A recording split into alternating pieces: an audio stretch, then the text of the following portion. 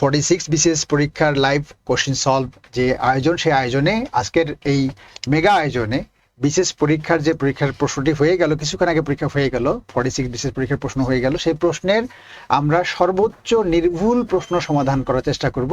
আশা করি যারা পরীক্ষা দিয়েছেন তারা সবাই এই প্রশ্নের যে সমাধান দেওয়া হবে সেখান থেকে যেই জায়গাগুলো কনফিউশন আছে, যে জায়গাগুলো সবার কাছে একটু দুর্বোধ্য আছে, সেই জায়গাগুলো ক্লিয়ার হয়ে যাবে। এবং এরপরে ইনশাল্লাহ আজকে রাতে আমরা একটা কাটমার্ক বলার চেষ্টা করব, যত মার্কস পেলে এই পরীক্ষার টেকা যাবে সেই বিষয়গুলো আলোচনার চেষ্টা করব। আজকে আলোচনায় আমাদের সাথে একদম আমরা সময়টা বেশি নিবই না, যতটুকু পারি আমরা খুব দ্রুত আনসার করার চেষ্টা করব, কিন্তু সবাইকে ধৈর্য সহকারে অপেক্ষা করতে হবে, কারণ এখানে সব মিলে 200 প্রশ্ন সলভ করা হবে। স্যারদের নিয়ে আমরা শুরু করছি সাধারণ জ্ঞান অংশ। আমাদের সাথে বিদ্যাবাড়ির সবচেয়ে সিনিয়র যে শিক্ষকগণ, তাদের মধ্যে অন্যতম দুজন সিনিয়র শিক্ষক আমাদের সাথে আছেন। মিলন স্যার, যিনি প্রায় এই 20 বছরের বেশি সময় ধরে সাধারণ জ্ঞান অংশ পড়াচ্ছেন। অব্র স্যার আছেন, অব্র স্যারও প্রায় 15 বছর প্লাস সাধারণ অংশ পড়াচ্ছেন। তো চলেন আমরা সোজা প্রশ্নে চলে যাচ্ছি। আচ্ছা, আমাদের সাধারণ জ্ঞানের 4টা সাবজেক্ট মূলত: international affairs, Bangladesh affairs, ethics এবং জিওগ্রাফি। তো আমরা আমাদের বাংলাদেশ অ্যাফেয়ার্সের অংশটুকু আমাদের সদ্য সাজ্জাদ স্যার আছেন এবং অব্র স্যার তারা সলভ করবেন, প্লাস জিওগ্রাফি অংশটুকু আমাদের সাজ্জাদ স্যার সলভ করবেন। আর ইথিক্স এবং ভ্যালুজ এবং গুড গভর্নেন্স এই অংশটুকু আমাদের অব্র স্যার সলভ করবেন, আর আমি ইন্টারন্যাশনাল অ্যাফেয়ার্সটা সলভ করব। তো সাজ্জাদ স্যার, আপনারা দুজন বাংলাদেশ অ্যাফেয়ার্সটা সলভ করেন, আমি এরপর ইন্টারন্যাশনাল অ্যাফেয়ার্সটা আমি শুরু করি। স্যার সবাই মিলে শুরু করা যায়। স্যার পাহাড়পুরের সোমপুর বিহার, দেখেন আমি একেবারে সোজা উত্তর বলে দিচ্ছি যাতে আপনাদের জন্য বুঝতে সহজ হয়। কারণ এখন আপনারা সবাই শুধু উত্তরটা সঠিক কিনা এটা জানার অপেক্ষা আছেন। তবে আরেকটা কথা বলি, সেটা হলো আমরা ব্যাখ্যা বলবো না, কিন্তু ব্যাখ্যা না বললে আমরা অনেকগুলো ব্যাখ্যা দেখার জন্যই কিন্তু সময় নিয়ে একটু দেরি করে লাইভটা শুরু করেছি, যাতে কোনো ব্যাখ্যা বলার পরে ওইটার আর কোনো দ্বিমত না থাকে অন্য কারো। পাহাড়পুরের সোমপুর বিহার প্রথম যেটা আছে, সোমপুর বিহার, এটা পাল রাজাদের আমলে ধর্মপালের সময় সোমপুর বিহার নির্মাণ করা হয়েছে। মুজিবনগর সরকারকে গার্ড অফ অনার বা নেতৃত্ব দেন হলো মাহবুবউদ্দিন আহমেদ। উনি ছিলেন SDPO, sub divisional police officer. উনি গার্ড অফ অনার দিয়েছিলেন। এসডিপিও মাহবুবউদ্দিন আহমেদ বীর বিক্রম ছিলেন, উনি ওনার মুক্তিযুদ্ধে খেতাব। এরপরে আসেন ঐতিহাসিক 6 দফার দাবিতে কোন দুটি বিষয়, এটা অনেকবার ক্লাসে দেখানো হয়েছে যে প্রতিরক্ষা এবং পররাষ্ট্র, এই দুইটা দায়িত্ব ছিল কেন্দ্রীয় সরকারের হাতে, আর বাদ বাকি সকল কিছু প্রদেশের হাতে বিন্যস্ত ছিল। এরপরে যদি দেখি বাংলার প্রাচীন জনপদ হরিকেল, হরিকেলটা হলো আমাদের এই যে বাংলাদেশের এই শেষ মাথাটা আছে, এই মাথার জনপদ দুইটা, এইখানে সিলেট এবং চট্টগ্রাম, এই দুইটা অংশ নিয়ে হরিকেল জনপদ। হরিকেলের পরে সিলেট ও চট্টগ্রাম বিভাগ, এটা ছিল হরিকেল জনপদের অন্তর্ভুক্ত। নেক্সট যদি আমরা পরের কোশ্চেনটা দেখি, বাংলাদেশের কোন বিভাগে জনসংখ্যার ঘনত্ব সবচেয়ে কম? জনসংখ্যার ঘনত্ব সবচেয়ে কম হলো বরিশাল বিভাগে। বরিশাল বিভাগে জনসংখ্যার ঘনত্ব সবচেয়ে কম, আর বেশি হলো ঢাকা বিভাগে। স্যার এরপর ট্রেডিং কর্পোরেশন অফ বাংলাদেশ কোন মন্ত্রণালয়ের আওতাভুক্ত? এই ট্রেডিং কর্পোরেশন, এরা হলো বাণিজ্য মন্ত্রণালয়ের আওতাভুক্ত। ট্রেডিং কর্পোরেশন অফ বাংলাদেশ, এরা আর কি আমরা বেশি আলোচনায় আসছে যে আমরা বলি না টিসিবি ট্রাকে লাইন দিয়ে মানুষ চাল কিনতে, সেখান থেকে টিসিবি ট্রাক এইখানে আলোচনা আসছে। বাংলাদেশ সরকার কোন উৎস থেকে সর্বোচ্চ রাজস্ব আয় করে? স্যার 1 কোটি বার আসছে এই কোশ্চেন। এই প্রশ্নটা কিন্তু বাংলাদেশ ব্যাংকেও আসা প্রশ্ন, বিভিন্ন ব্যাংকেও আসা প্রশ্ন। মূল্য সংযোজন কর বা ভ্যালু এডেড ট্যাক্স, এইটা ভ্যাট। এরপরে আপনার মারমাদের সবচেয়ে বড় উৎসবের নাম কি? এটা হলো সাংগ্রাই। মারমা এবং রাখাইন দুই উপজাতিরই সবচেয়ে বড় উৎসব হলো সাংগ্রাই। এরপরে যদি আমরা দেখি বিশ্বকাপ ক্রিকেট 2023-এ বাংলাদেশের কোন খেলোয়াড় সর্বোচ্চ রান করেন? এ হলো আমাদের ওই যে সিনিয়রদের অভিজ্ঞতার কথা একটু আগে বলছিলাম, যাকে কিনা টিম থেকেই বাদ দেওয়ার কথাবার্তা চলছিল। আর অভিজ্ঞতা আসলে সিনিয়রদের অভিজ্ঞতা শেষ বেলায় হয় কিন্তু। সেটাই। এরপরে আসেন এইখানে আরেকটা কোশ্চেন আমরা দেখি, বাংলাদেশের পররাষ্ট্রনীতি সংক্রান্ত সংবিধানের কোন বা কত নম্বর অনুচ্ছেদে উল্লেখ আছে পররাষ্ট্রনীতি? আমাদের যে পররাষ্ট্রনীতির মূল বিষয়গুলো, এটা 25 নম্বর অনুচ্ছেদে উল্লেখ আছে। Friendship to all, malice two নান, এইটা হলো বাংলাদেশের পররাষ্ট্রনীতির মূল কথা, এবং এটা সংবিধানের 25 নম্বর অনুচ্ছেদে আছে। এরপরে যদি দেখি আমরা, মাতৃপ্রধান পরিবার ব্যবস্থার প্রচলন করা আছে কোথায়? গারো এবং খাসিয়া, এই দুইটা সমাজে মাতৃপ্রধান পরিবার ব্যবস্থার প্রচলন রয়েছে। এরপরে আসেন এই একটা প্রশ্ন, এইখানে অভিজ্ঞ স্যাররা আছে, এটা নিয়ে একটু রাষ্ট্রের কোন অংশের কর্মকর্তা, এটা নিয়ে একটু বলি, এটা নিয়ে সাজ্জাদ ভাই একটু কনফিউশন আছে। কনফিউশনের একটা উত্তর, মানে অনেকেই আবার দেখেছি ভুল উত্তর দিয়েছেন, সেটার উপর অটল থেকেছেন। হ্যাঁ, বিচার বিভাগের কাজ হলো বিচার বিভাগীয় বিষয় দেখা, তারা সরকারের কোনো বিষয় দেখে না। বাট অ্যাটর্নি জেনারেল হলো সরকারের বিষয়গুলো দেখে, সরকারের যত আইনি জটিলতা, আইনি কর্মকাণ্ড, এইগুলোর দায়িত্ব থাকে নির্বাহী বিভাগের, যিনি বিচার বিভাগীয় না, নির্বাহী বিভাগের আইন কর্মকর্তা আছে একজন, যাকে বলা হয় অ্যাটর্নি জেনারেল। আর এই অ্যাটর্নি জেনারেল আছে সংবিধানের কোন অনুচ্ছেদে মনে আছে আশা করি সবারই, 64 নম্বর অনুচ্ছেদে। আর 64 নম্বর অনুচ্ছেদ সংবিধানের কোন ভাগে পড়ছে সেটা দেখলেই হয়ে যাবে, বিচার বিভাগ শুরু হয়েছে কই, সংসদ বিষয়ক যে কথাবার্তা আছে এর পরে গিয়ে 94-95 এর পরে শুরু হয়েছে বিচার বিভাগের বিষয়টা। আর 64 পড়ছে হলো আপনার চতুর্থ ভাগে, যেখানে নির্বাহী বিভাগ সংক্রান্ত বিষয় আছে, 64 নম্বর অনুচ্ছেদ। সহজ বিষয় হচ্ছে এখানে উত্তরটা হবে নির্বাহী বিভাগ নিয়ে। এটা চতুর্থ ভাগ নির্বাহী বিভাগের অংশ, হ্যাঁ, এবং চতুর্থ ভাগের 64 নম্বর অনুচ্ছেদ, এটা নির্বাহী বিভাগের মধ্যে পড়ছে। আর এইখানেই অ্যাটর্নি জেনারেল সম্পর্কে বলা আছে। এটা নিয়ে কেন স্যার এত আলোচনা করছে, কারণ হলো এটা নিয়ে অনেকে একটু কনফিউশনে আছে, তো আমরা এজন্য যেহেতু নির্ভুল উত্তর, আমরা এজন্য একটু সময় নিচ্ছি। এটার উত্তর সাজ্জাদ স্যার যেটা বলেছে নির্বাহী বিভাগই হবে। একটু ব্যাখ্যা আছে, সেটা হচ্ছে আপনারা জানেন যে বাংলাদেশের অনেক প্রতিষ্ঠান কিন্তু এই প্রিলি পরীক্ষার পরপরই সলিউশনে আসছে, কিন্তু আপনারা জানেন যে বিদ্যাবাড়ি হচ্ছে বাংলাদেশের অন্যতম একটি বেস্ট অনলাইন প্ল্যাটফর্ম, এবং এখানে যারা শিক্ষক আছেন তারা দীর্ঘদিন যাবত অভিজ্ঞ। কাজে আমরা একটু সময় নিয়েছি যাতে আপনাদের আনসারটা নির্ভুল হয়। হ্যাঁ, তো আমাদের শ্রদ্ধেয় সাজ্জাদ স্যার এবং অবর স্যার ব্যাখ্যা অলরেডি দিয়েছে। একটু প্রশ্নটা দেখেন যে অ্যাটর্নি জেনারেল রাষ্ট্রের কোন অংশের কর্মকর্তা, রাষ্ট্রের কোন অংশ, প্রশ্নটা হচ্ছে কোন অংশ। তাহলে এখানে যদি আমরা দেখি সেটা হচ্ছে ক্যাবিনেট ডিভিশন, এটা কিন্তু আনসারটি না। প্রাইম মিনিস্টারের অফিস, এটা কিন্তু না। তাহলে থাকতে পারে আনসারটা কিন্তু বিচার বিভাগ কিংবা নির্বাহী বিভাগ। সাজ্জাদ স্যার অলরেডি কিন্তু একটা ব্যাখ্যা দিয়েছেন যে অ্যাটর্নি জেনারেল হচ্ছেন রাষ্ট্রের বা সরকারের সর্বোচ্চ আইনি কর্মকর্তা, যিনি রাষ্ট্রের পক্ষে বা সরকারের পক্ষে যে কোনো আইনি সমস্যা সমাধানের লক্ষ্যে কাজ করেন। কাজে জুডিশিয়ারি কাজটা কিন্তু দেশের যে লেজিসলেচার যে আইনটি তৈরি করে, সে আইনটিকে যদি কেউ অমান্য করে তাহলে সে অমান্যকারীকে শাস্তি প্রদান করে জুডিশিয়ারি। আর এখানে এক্সিকিউটিভ যেটা, সেটা হচ্ছে এক্সিকিউট করে। তার মানে আলটিমেটলি কিন্তু আনসারটা হবে এখানে যেমন ল্যান্ড অ্যাকুইজিশন, ব্রিজ করার জন্য জমি গ্রহণের বিষয়। এখন এইখানে যদি কোনো আইনি জটিলতা থাকে, এই ক্ষেত্রে সরকারের যে আইনজীবী প্রয়োজন হয়, সেই আইনজীবীদেরকে নিয়ন্ত্রণে প্রধান দায়িত্ব পালন করে থাকে অ্যাটর্নি জেনারেল। Very good. কাজে আপনারা এই আনসারটি কারেক্ট আনসার হিসেবে আপনারা গ্রহণ করবেন। নেক্সট স্যার, বাংলাদেশের কোন নদী কার্প জাতীয় মাছের রেণুর প্রধান উৎস? এই প্রশ্নটাও ইনডিরেক্টলি বারবার এসেছে, কারণ হলো বাংলাদেশের একটাই নদী আছে যেটা প্রাকৃতিক মৎস্য প্রজনন, হালদা। এখানে প্রাকৃতিক ভাবে মৎস্য প্রজনন কেন্দ্র হিসেবে এটাকে বাংলাদেশে গ্রহণ করা হয়েছে। এবং এটার আরেকটা বিষয় আছে, গতবারও প্রশ্ন এসেছিল যে বঙ্গবন্ধু প্রাকৃতিক মৎস্য প্রজনন কেন্দ্র, এটা বর্তমান নাম বঙ্গবন্ধু প্রাকৃতিক মৎস্য প্রজনন কেন্দ্র, এবং এটা প্রাইমারিতেও এসে গেছে। তারপরে বদ্বীপ পরিকল্পনা 2100, এইখানে কয়টি ভৌগোলিক হটস্পট নির্ধারণ করা হয়েছে? হটস্পট নির্ধারণ করা হয়েছে মোট 6টি। বরেন্দ্র অঞ্চল, হাওর অঞ্চল, এরপরে আমাদের এই উপকূলীয় অঞ্চল, চট্টগ্রামের পাহাড়ি অঞ্চল, এইভাবে মোট 6টা অঞ্চলকে হটস্পট হিসেবে নির্ধারণ করা হয়েছে বদ্বীপ পরিকল্পনা 2100-তে, যেটা 2018 সালের সেপ্টেম্বর মাসে গৃহীত হয়েছিল বা অনুমোদন হয়েছিল একনেকে। এরপর বাংলাদেশের সংবিধান প্রণয়ন কমিটির একমাত্র নারী সদস্য কে ছিলেন? এটা হলো বেগম রাজিয়া বানু।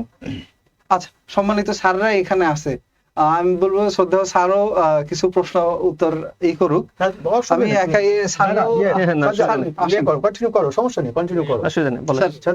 কৃষ্ণ গহ্বর নিয়ে কোন বাঙালি বিজ্ঞানী গবেষণা করেছে? স্যার আপনি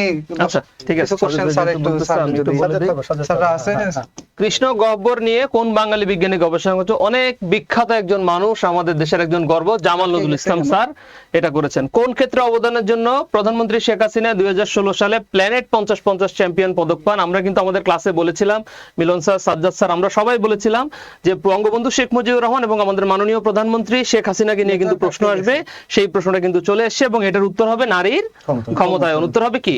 নারীর ক্ষমতায়ন। আচ্ছা, এরপরে আমরা দেখতে পাই বাংলাদেশের দ্বিতীয় প্রেক্ষিত পরিকল্পনা। প্রিয় শিক্ষার্থীরা, আমরা কিন্তু ক্লাসে বলেছিলাম যে প্রেক্ষিত পরিকল্পনাগুলো এবং বাংলাদেশের যে প্ল্যানগুলো আছে সেগুলো নিয়ে পড়ার জন্য, এবং আলহামদুলিল্লাহ এই প্রশ্নটাও এসছে, সেটা হলো 2041 সাল, 2041 সাল। এবং এই প্রশ্নটা কিন্তু বাংলাদেশ ব্যাংকেও পরীক্ষায় আসা একটি প্রশ্ন। তার মানে এগুলো কিন্তু আপনার রেগুলারলি বিভিন্ন গভর্নমেন্ট পরীক্ষা দিলে আপনারা এই প্রশ্নগুলো কি করবেন?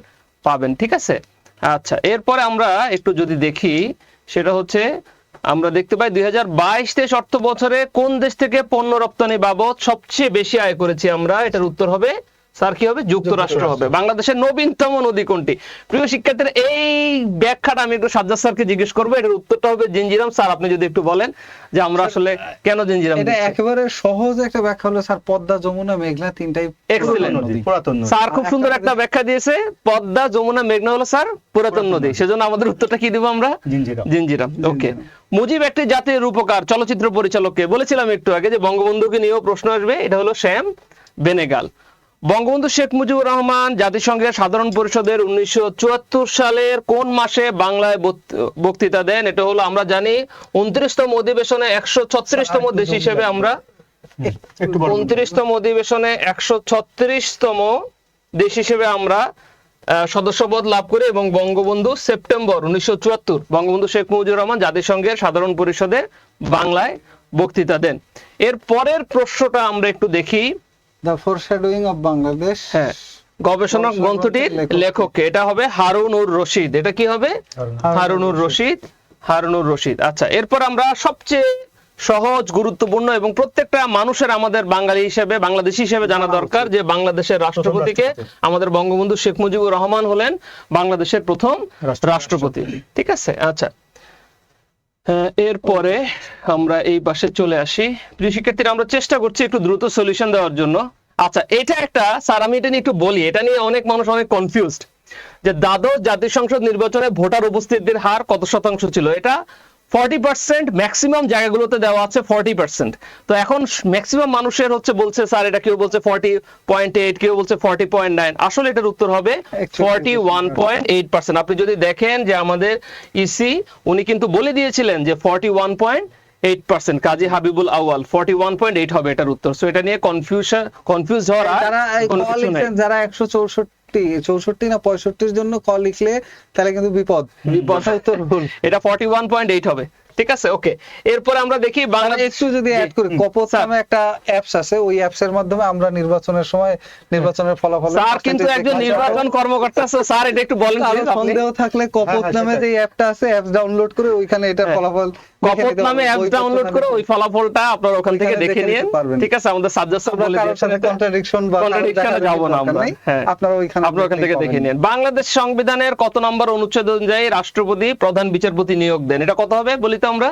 এটা পারি কিনা? কে কোনটা দিয়েছে? এটা 85 আর 95 96 নিয়ে কিন্তু কনফিউশন হয়। বাট 96 এ আছে মেয়াদ, 95 এ আছে নিয়োগ, 95 এ আছে হলো স্যার নিয়োগ সংক্রান্ত বিষয়, 96 তে মেয়াদ। আমরা দেখছি দুই এক জায়গায় এটার অ্যানসার কিন্তু 96 দেয়া আছে। হ্যাঁ, এটার উত্তর হবে 95। কিন্তু 95। ঠিক আছে, আমাদের স্যার ব্যাখ্যা দিয়ে দিয়েছেন, এটা হলো 95 হবে। আচ্ছা, 1954 সালের নির্বাচনে আমরা কিন্তু স্যার সবসময় বলি, মিলন স্যার, সাজ্জাদ স্যার, আমরা সবাই সবসময় বলি যে আমাদের 52, 54, 66, 69, 70 নিয়ে সবসময় প্রশ্ন আসে, 71 সহ। এবারও আসছে, দেখেন 66 নিয়ে আপনারা প্রশ্ন পেয়েছেন, 54 নিয়ে প্রশ্ন এসেছে এবং এটা অনেক কমন একটা প্রশ্ন, অনেক কয়েক হাজার বার এই প্রশ্ন মনে হয় পরীক্ষা এসছে।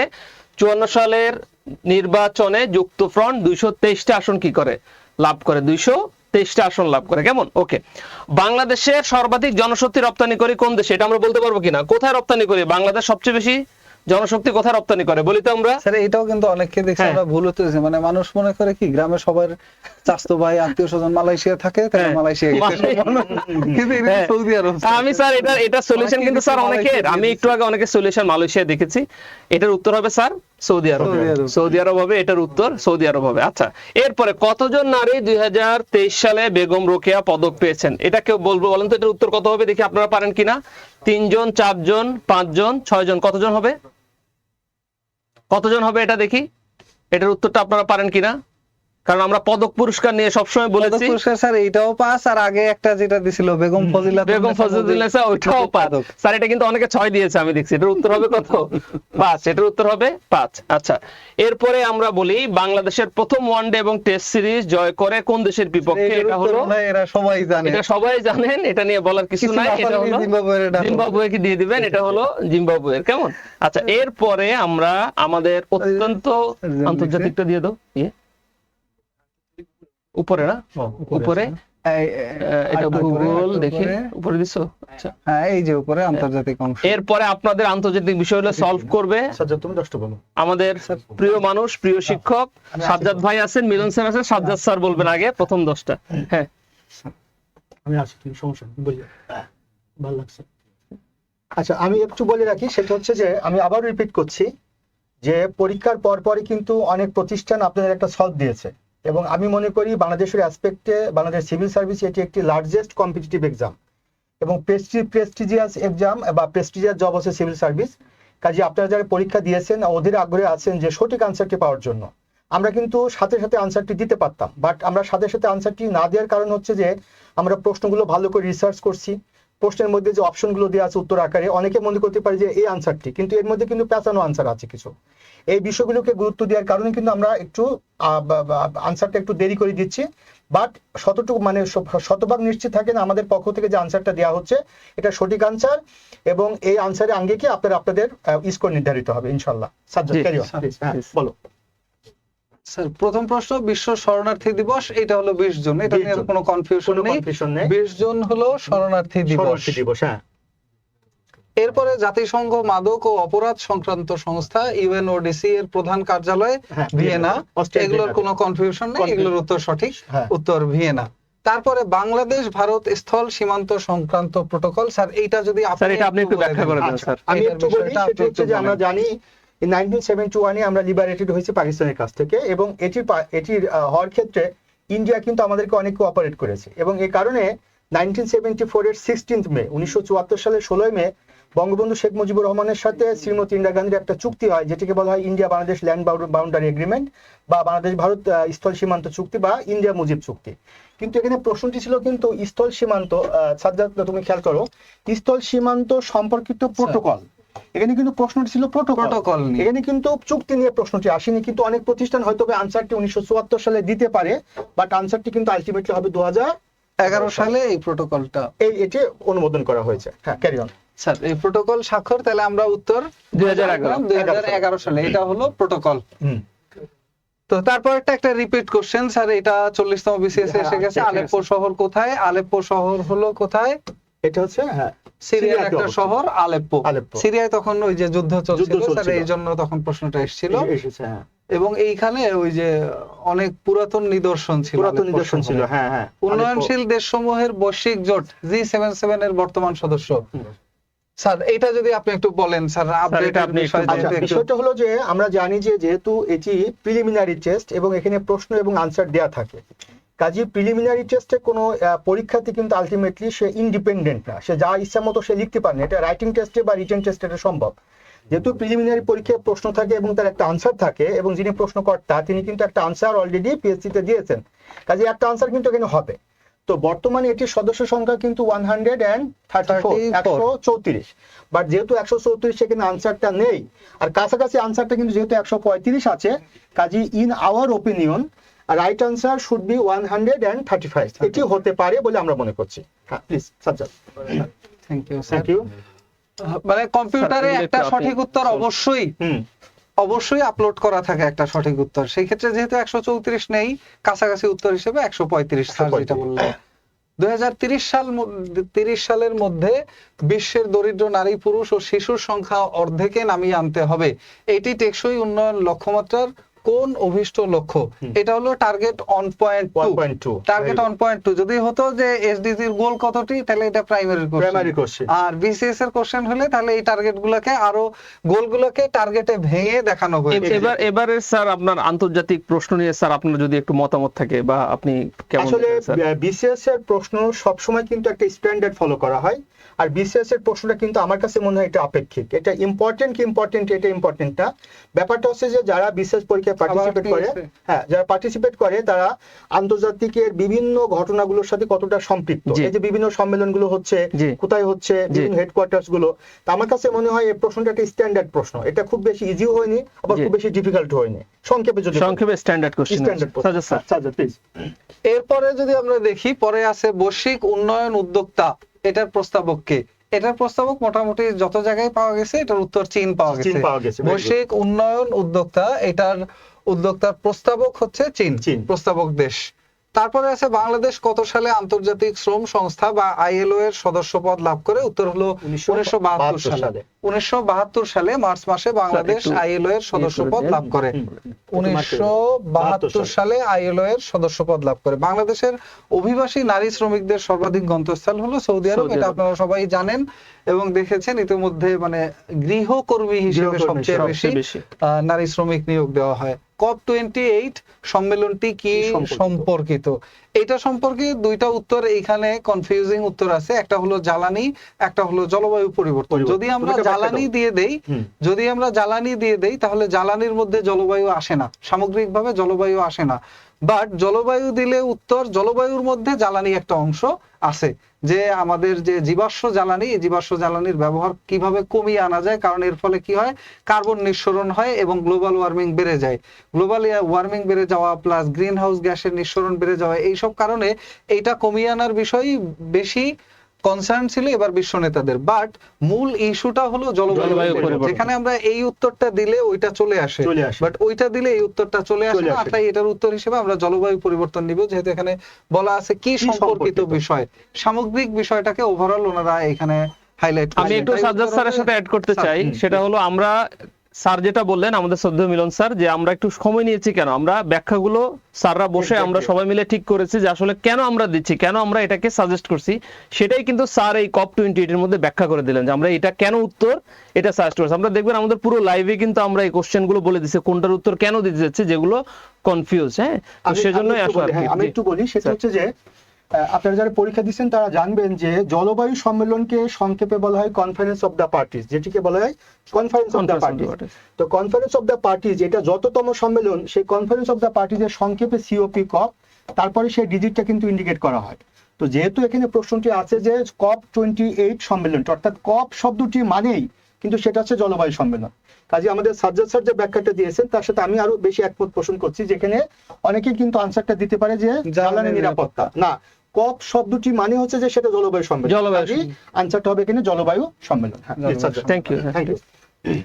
এরপরে আসেন বৈশ্বিক সন্ত্রাসবাদ সূচক 2023 অনুযায়ী কোন দেশটি সবচেয়ে বেশি? এটা স্যার একদম কমন একটা কমন প্রশ্ন, সবাই দেখলেই বুঝবেন। এখানে যতগুলো অপশন আছে আফগানিস্তানের মধ্যে সবচেয়ে বেশি নজরে থাকবে, যদিও ব্যাপারটা একটু কন্ট্রাডিক্টরি, কারণ এর চেয়ে বেশি মায়ানমারে এখন সমস্যা চলছে। বাট উত্তর হবে আফগানিস্তান। হ্যাঁ, বৈশ্বিক সন্ত্রাসবাদ সূচক 2023 অনুযায়ী শীর্ষে অবস্থানে আছে হলো আফগানিস্তান। এরপরে আসেন বৈশ্বিক শান্তি সূচক 2023 অনুযায়ী বিশ্বের সবচেয়ে শান্তিপূর্ণ দেশ। টানা প্রায় 3 বছর ধরে আইসল্যান্ড বৈশ্বিক শান্তি সূচকে 1 নম্বর অবস্থান তারা ধরে রেখেছে। শান্তি সূচক অনুযায়ী বিশ্বের সবচেয়ে শান্তিপূর্ণ দেশ আইসল্যান্ড। আগুনের দেশ বলা হয় কাকে? সাগরের মধ্যে একটা, সাগরের মধ্যকার একটা দ্বীপ, সাগরের মধ্যে একটা দ্বীপ উত্তর মহাসাগরে। বার বিধি 12 টেবলস, এটা কি? এটা হলো রোমান আইনের ভিত্তি, রোমান আইনের ভিত্তি, দ্য 12 টেবলস বা বার বিধি। এরপরে স্যার এই প্রশ্নটা নিয়ে একটু কনফিউশন আছে, স্যার যদি বলেন সিয়াচেন হিমবাহ সম্পর্কে এই প্রশ্নটা নিয়ে একটু ছিল। আমরা দেখছি যে বেশ কিছু প্রতিষ্ঠানে এখানে আনসারটা সাজ্জাদ খেয়াল করবা, আনসারটা দিয়েছে হচ্ছে ভারত ও চীন। কিন্তু আমরা জানি যে 1947 এ ইন্ডিয়ান সাবকন্টিনেন্ট ডিভাইডেড হয়েছে এবং হওয়ার পরে কিন্তু ইন্ডিয়ার সাথে পাকিস্তানের মানে সেভারাল টাইম যুদ্ধ হয়েছে।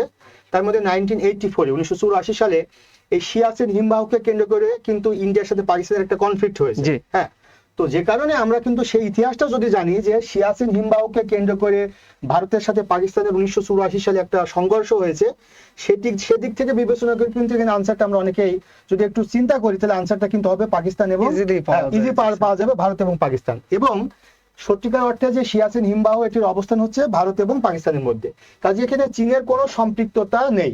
তাহলে আনসারটি হবে এখানে ভারত ও পাকিস্তান। ভেরি গুড, সঠিক উত্তর ভারত পাকিস্তান। ওই যে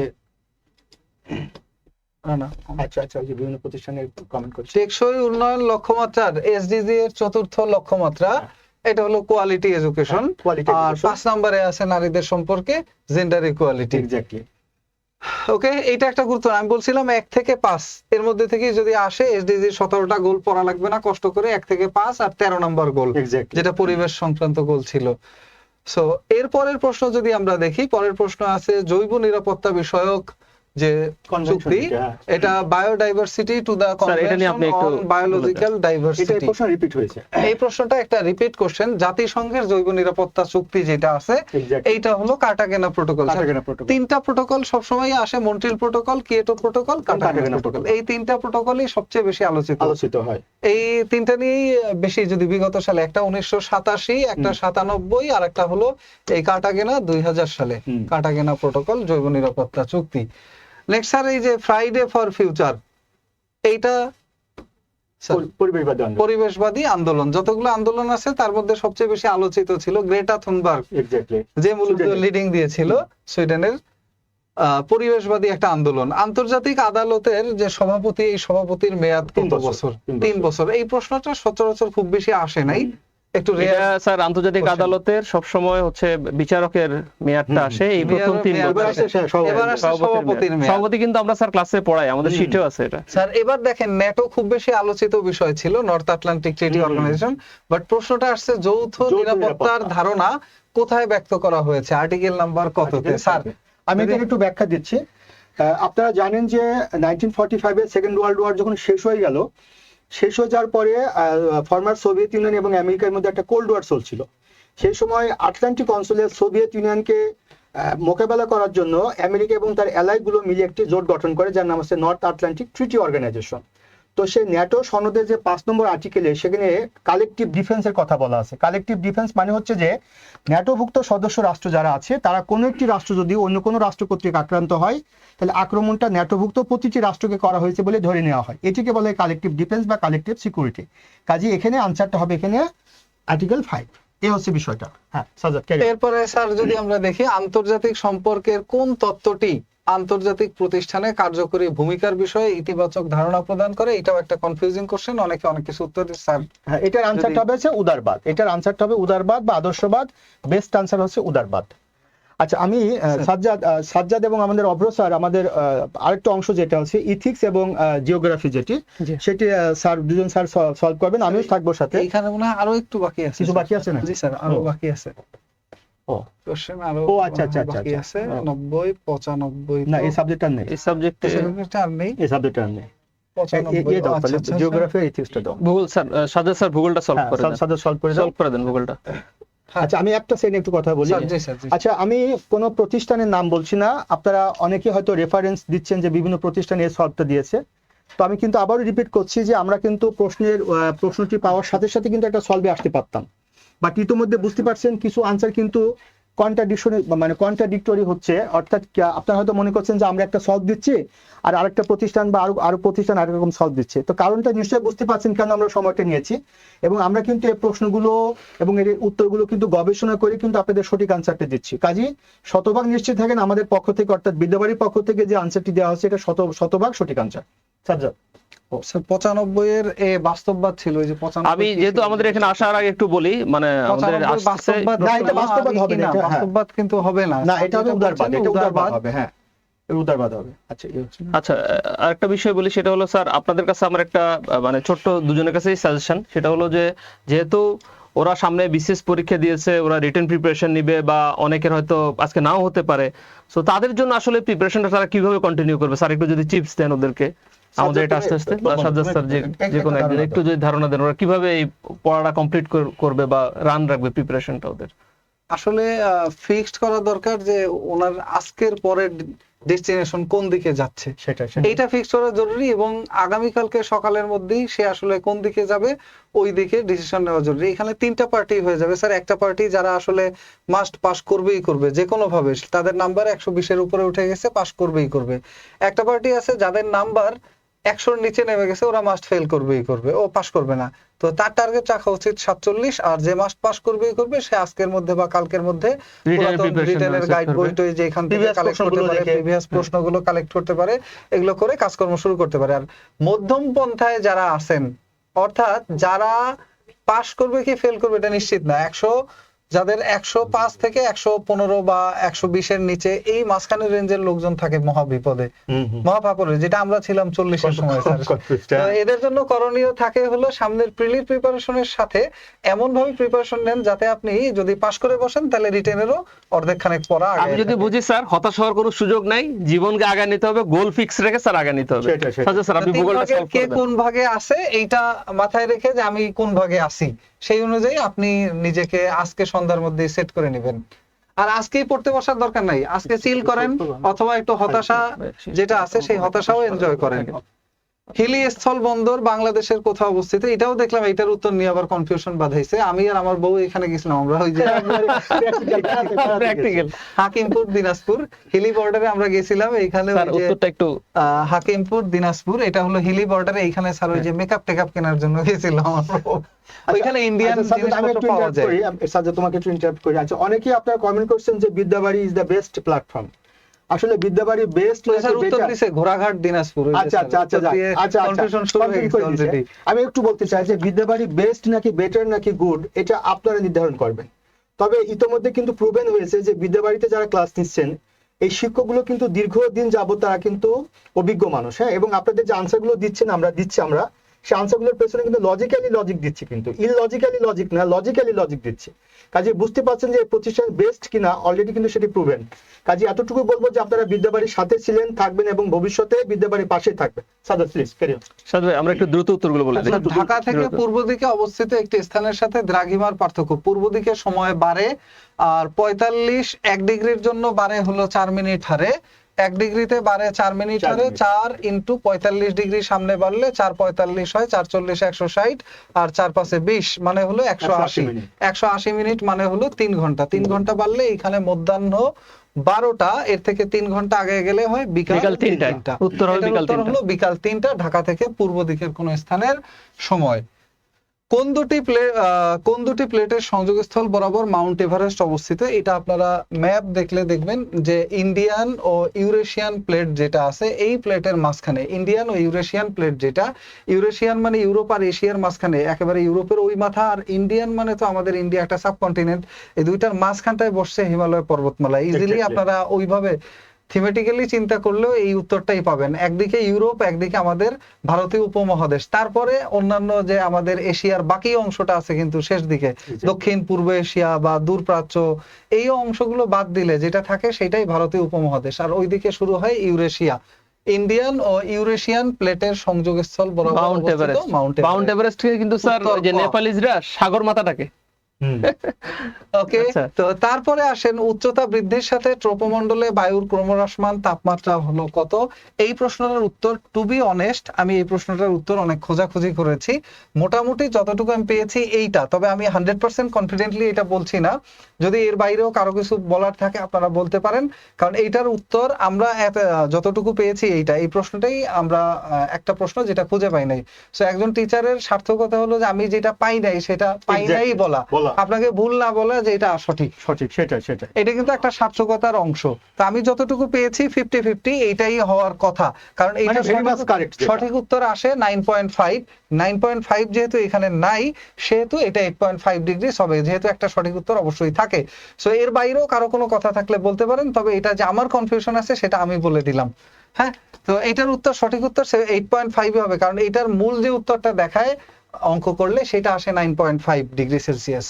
ওকে, এটা প্রশ্নটা ছিল যে উচ্চতা বৃদ্ধির সাথে ট্রপোমণ্ডলে বায়ুর ক্রমহ্রাসমান তাপমাত্রা কত? উচ্চতা বৃদ্ধি হলে ক্রমহ্রাসমান অর্থাৎ উচ্চতার সাথে সাথে তাপমাত্রা কতটুকু বাড়ে, এটা হলো 9.5 ডিগ্রি, যেহেতু নাই সেহেতু 8.5 ডিগ্রি সেলসিয়াস পার কিলোমিটারে, অর্থাৎ প্রতি 1 কিলোমিটার উপরে উঠলে টেম্পারেচার বাড়ে 9.5 ডিগ্রি সেলসিয়াস, যেহেতু নাই তাহলে 8.5 ডিগ্রি সেলসিয়াস। স্যার এই প্রশ্নটা একটু যদি আপনি বলে দেন। আচ্ছা, দুবাই অনুষ্ঠিত কপ সম্মেলন যেটা আছে, দুবাই, এটা সংযুক্ত আরব আমিরাতের একটা প্রদেশ হচ্ছে দুবাই। সেই দুবাই অনুষ্ঠিত জাতিসংঘ জলবায়ু বিষয়ক সম্মেলন COP28, একটু আগে যে এটা আমরা পড়ছিলাম, মূল ফোকাস ছিল।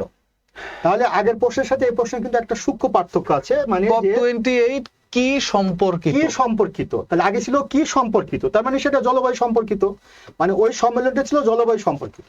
আর এখানে যে বলা আছে যে দুবাইয়ে যে জলবায়ু সম্মেলনটি হলো, এই জলবায়ু সম্মেলন তো এর আগে অনেক জায়গায় হয়েছে, বাট দুবাই যে সম্মেলনটি হয়েছে এই সম্মেলনের মূল ফোকাসটা কি ছিল? এই সম্মেলনের মূল ফোকাসটা ছিল কি, এই যে জীবাশ্ম জীবাশ্ম জ্বালানির ব্যবহার পর্যায়ক্রমে হ্রাস করা। তাহলে ডিফারেন্সটা আপনি বুঝতে পাচ্ছেন যে COP28 এটা হচ্ছে একটা সম্মেলন এবং এটা হচ্ছে জলবায়ু সম্মেলন।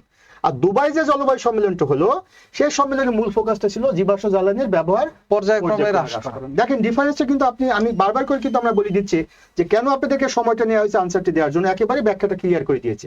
Sajjad carry on. আচ্ছা, এই প্রশ্নটা ভূগোল বইয়েও কিন্তু আবার স্যার একটা উত্তর আছে। আচ্ছা, ভূগোল বইয়ে একটা উত্তর আছে 6 ডিগ্রি সেলসিয়াস। আচ্ছা তো 6 ডিগ্রি এখানে নাই, আর আরেকটা উত্তর আছে 9.5 ডিগ্রি সেলসিয়াস। তো এই প্রশ্নটার উত্তর, সঠিক উত্তর কিন্তু খ বা গ, দুটো হতে পারে, দুটো অপশনই হতে পারে। এই জন্য আমি বলছি যে এটা সঠিক উত্তর যদি আপনারা কেউ দেখে থাকেন তাহলে এই লাইভের মধ্যে এই ক্ষেত্রে একটু কনফিউশন ক্লিয়ার করি, স্যারও আছেন আপনি আছেন, সেটা হলো আমাদের এরকম যদি কনফিউজড উত্তর হয় সেই ক্ষেত্রে কিছু জিনিস আছে সম্পূর্ণ পিএসসি কোন উত্তরটা দেয় সেটার উপরে আপনাকে নির্ভর করতে হবে, এখানে কিছু কারণে পিএসসি যেটা গ্রহণ করবে ওইটাই আপনাকে উত্তর দিতে হবে। হ্যাঁ স্যার।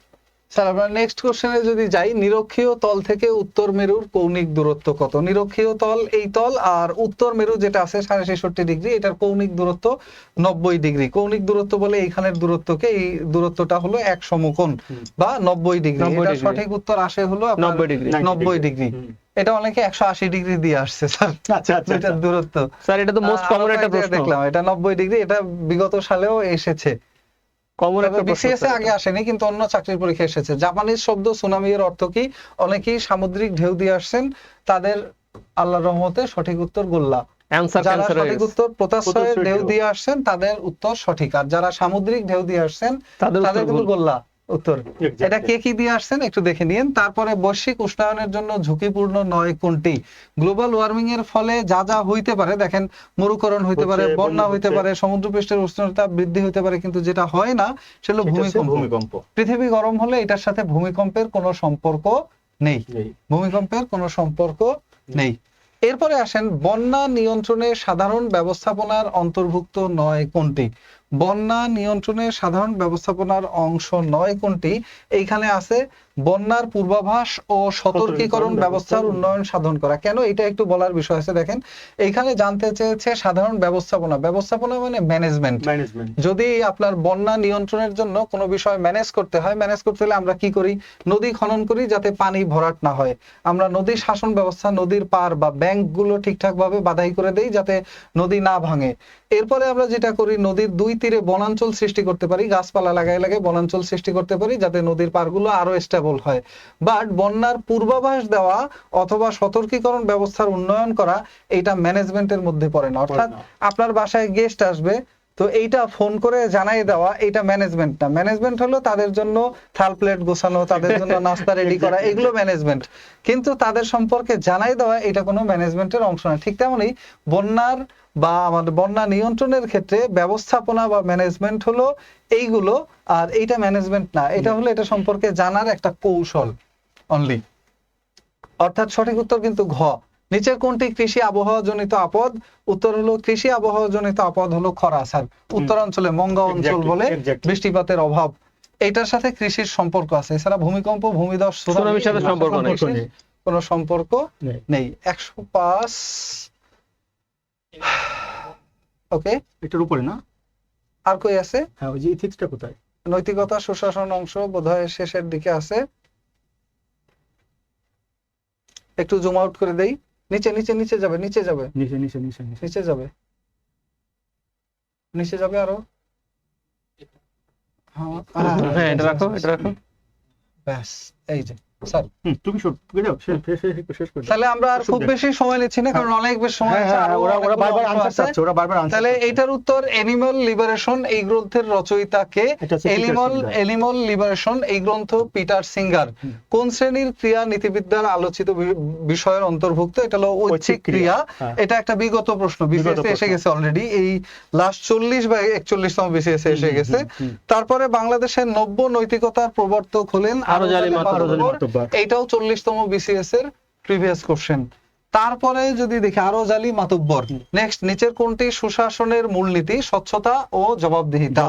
অর্থাৎ স্বচ্ছতা আছে কিনা, যে কাজকর্ম করছেন এইটা নিশ্চিত হয় জবাবদিহিতার মাধ্যমে। যদি আমি একটু বলি, প্রত্যেকে একটু খেয়াল করো, যে প্রিলিমিনারি টেস্টে, হ্যাঁ, প্রিলিমিনারি টেস্টে বা এমসিকিউ পদ্ধতিতে কোনো পরীক্ষা যদি হয়, সেক্ষেত্রে আপনাদেরকে বলা হয় হুইচ ইজ কারেক্ট আনসার, সেটা ফিল আপ করতে। এখন আমরা যদি দেখি যে গুড গভর্নেন্সের মূল নীতি কি, এখানে এটি আনসার কেন সঠিক আনসার, স্বজনপ্রীতি এবং পক্ষপাতিত্ব, এটা কিন্তু গুড গভর্নেন্সের কোনো অংশের মধ্যে পড়ে না। তারপরে কেন্দ্রীভূত সিদ্ধান্ত গ্রহণ, আসলে ডিসেন্ট্রালাইজড ছাড়া কিন্তু সুশাসন হবে না। কর্তৃত্ববাদী শাসন, এটাও কিন্তু আনসারটা হবে না। কাজে সঠিক আনসারটা এই তিনটা তো অবশ্যই না, কাজে যেটি থাকে সেটি সঠিক আনসার। ট্রান্সপারেন্সি এন্ড এটা হলো এই যে প্রসেস অফ এলিমিনেশন বিসিএস এর ক্ষেত্রে, অর্থাৎ বাদ দিতে দিতে আসলে সঠিকটা পর্যন্ত এমনিতেই পৌঁছায় যাওয়া যায়। মানুষ হও এবং মরে বাঁচো, এটি কার উক্তি? হেগেলের উক্তি। হেগেল, মানুষ হও এবং মরে বাঁচো, সরি, এটা হলো হেগেলের উক্তি। এরপরে যদি আমরা যাই,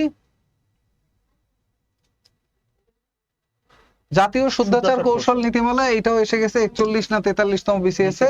এইটা গৃহীত হয় 2012 সালে। অনেক জায়গায় স্যার আমি এটা দেখতেছি অনেকে 2011 দিচ্ছে, প্রিয় শিক্ষার্থীদের 11 হবে না, এটার উত্তর হবে 2012 হবে। এটার উত্তর দর্শন হচ্ছে ধর্ম বিজ্ঞানের মধ্যবর্তী এক অনধিকৃত প্রদেশ। বার্ট্রান্ড রাসেলের এটা বিখ্যাত উক্তি। তারপরে যদি আমরা দেখি সুশাসনের 4টি স্তম্ভ, এটা বিগত বছর 38 এসেছে, তারপরেও 2বার এসেছে। বিশ্ব ব্যাংকের 4টা স্তম্ভের কথা বলা হয়েছে সুশাসনের ব্যাপারে। নিচের কোনটি স্মার্ট বাংলাদেশের উপাদান? 4টা উপাদানের একটা এখানে আছে, সেটা হলো smart society, smart government, smart society. এই প্রশ্নটা কিন্তু লাস্ট বাংলাদেশ ব্যাংকের যে পরীক্ষা হয়েছে ওখানে আসা, স্মার্ট সোসাইটি। ওকে, নেক্সট আসেন রিপাবলিক গ্রন্থের রচয়িতা কে? প্লেটো। রিপাবলিক গ্রন্থের রচয়িতা কে? উত্তর হলো প্লেটো। তো এই ছিল মোটামুটি আমাদের অংশ। তো আমরা এখানে বিদায় নিচ্ছি। এখন বাংলা অংশ শুরু করবেন শ্রদ্ধা ফুজাল স্যার। ফুজাল স্যার বাংলা ব্যাকরণ এবং বাংলা সাহিত্য সব অংশই আপনাদেরকে জানাবেন। চলেন তাহলে আমরা ফুজাল স্যারের ক্লাসটা দেখি। সবাই ভালো থাকি। Thank you sir, thank you.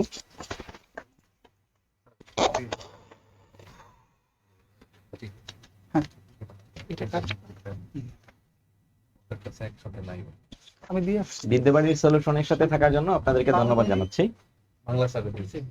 আশা করি আপনারা পরীক্ষা প্রস্তুতি অনুযায়ী দিয়েছেন। আমরা এখন শুরু করব বাংলা অংশের সলিউশন। একটু একটা মিনিট আমি মাঝখানে ইন্টারাপ্ট করি। ভূগোলের যে ওই প্রশ্নটা না, ওই প্রশ্নটার যদি সঠিক উত্তর আপনারা দেখে নেন, ওইটার সঠিক উত্তর যেহেতু ওইখানে 6 দেয়া নেই ভূগোল বইয়ের দেওয়া অনুযায়ী, তথ্য অনুযায়ী, সেহেতু ওইটা হবে 6.5। হ্যাঁ, ওইটা কিন্তু 6.5 হবে, কারণ গতবার যেরকম আমাদের কেশব সেন আর লক্ষণ সেন নিয়ে ঝামেলা হয়েছিল, ভূগোল বইয়ের তথ্যটা যেহেতু ওনারা ডিরেক্ট গ্রহণ করে, যেমন মানচিত্রের একটা আকার সম্পর্কিত একটা প্রশ্ন আসছিল 40তম বিসিএস এ, মানচিত্রের ক্ষেত্রে 1000:1 এরকম একটা ছিল। তো এই প্রশ্নগুলো সাধারণত একেবারে হুবহু ভূগোল বই থেকে লাইন ধরে তুলে নেওয়া হয়। যেমন ব্রহ্মপুত্র নদীর উৎপত্তি সম্পর্কে কোন নদী 1787 সালের ভূমিকম্পের পরে গতিপথ পরিবর্তন করে? পুরাতন ব্রহ্মপুত্র। তো এইরকমই একটা প্রশ্ন, এটা একেবারে ভূগোল বই থেকে লাইন দিয়ে তুলে নেওয়া, তাই এটার সঠিক উত্তর 6.5 হবে। ওইখানে 6 দেয়া আছে, যেহেতু 6 নাই সেহেতু 6.5 সঠিক উত্তর। ওইটা যারা দেখবেন উত্তর খ হবে ওই প্রশ্নটা। ঠিক আছে, ভালো থাকেন। ওকে, থ্যাংক ইউ স্যার। আচ্ছা, আপনারা যারা আমাদের সাথে বিদ্যাবাড়ির সাথে সংযুক্ত ছিলেন, আপনারা একটু খেয়াল করবেন যে আমাদের কতগুলো প্রশ্ন আমাদের সরাসরি ক্লাস থেকে এসেছে। আমরা যে অংশগুলো ক্লাসের মধ্যে বিস্তারিত আলোচনা করে থাকি, যদিও আমরা একেবারে সময় প্রায় শেষের দিকে আমরা এসে যুক্ত হয়েছি। আর আমরা খুব দ্রুত সময়ের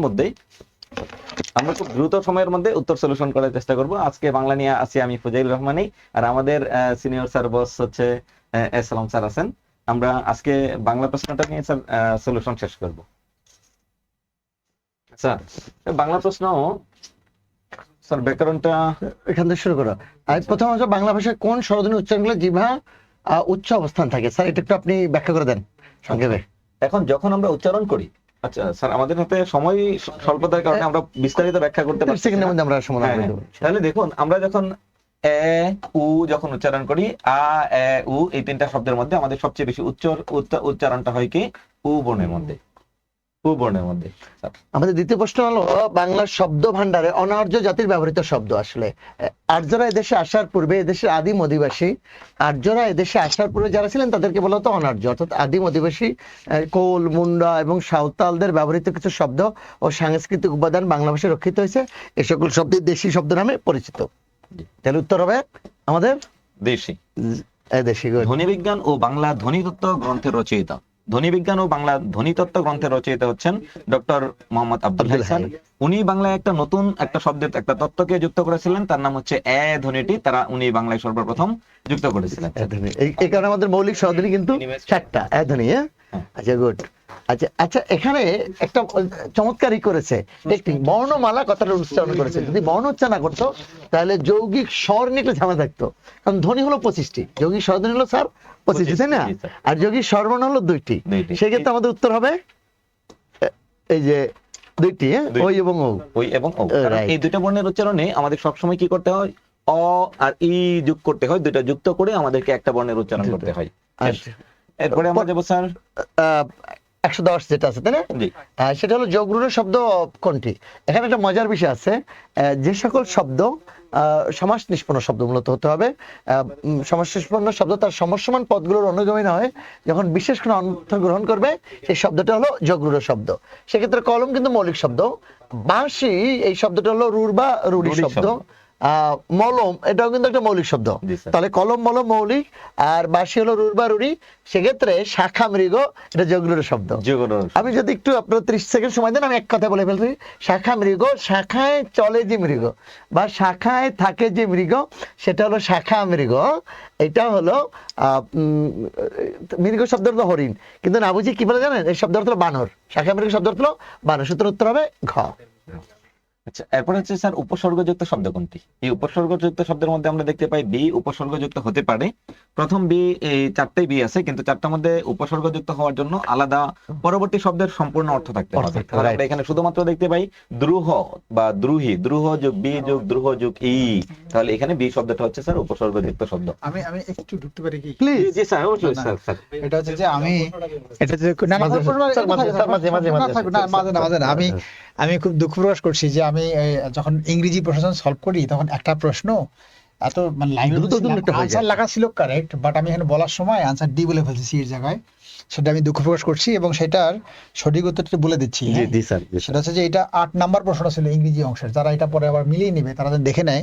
8 নাম্বার প্রশ্ন ছিল এরকম যে ওই যে এই প্রশ্ন যে let the cat out of the bag, অর্থাৎ let the cat out of the bag, এইটার একটা অর্থ হচ্ছে যে এরকম যে মানে ভুল করে একটা কথা বলে, বুক ফুসকে একটা কথা বলে ফেলছে, ভুল করে যেটা বলার কথা না বলে ফেলছে, মানে এটা কারো গোপন বা সিক্রেট কোনো কিছু বেরিয়ে গেছে, সেটা হচ্ছে late the cat out of the dog, out of the bag.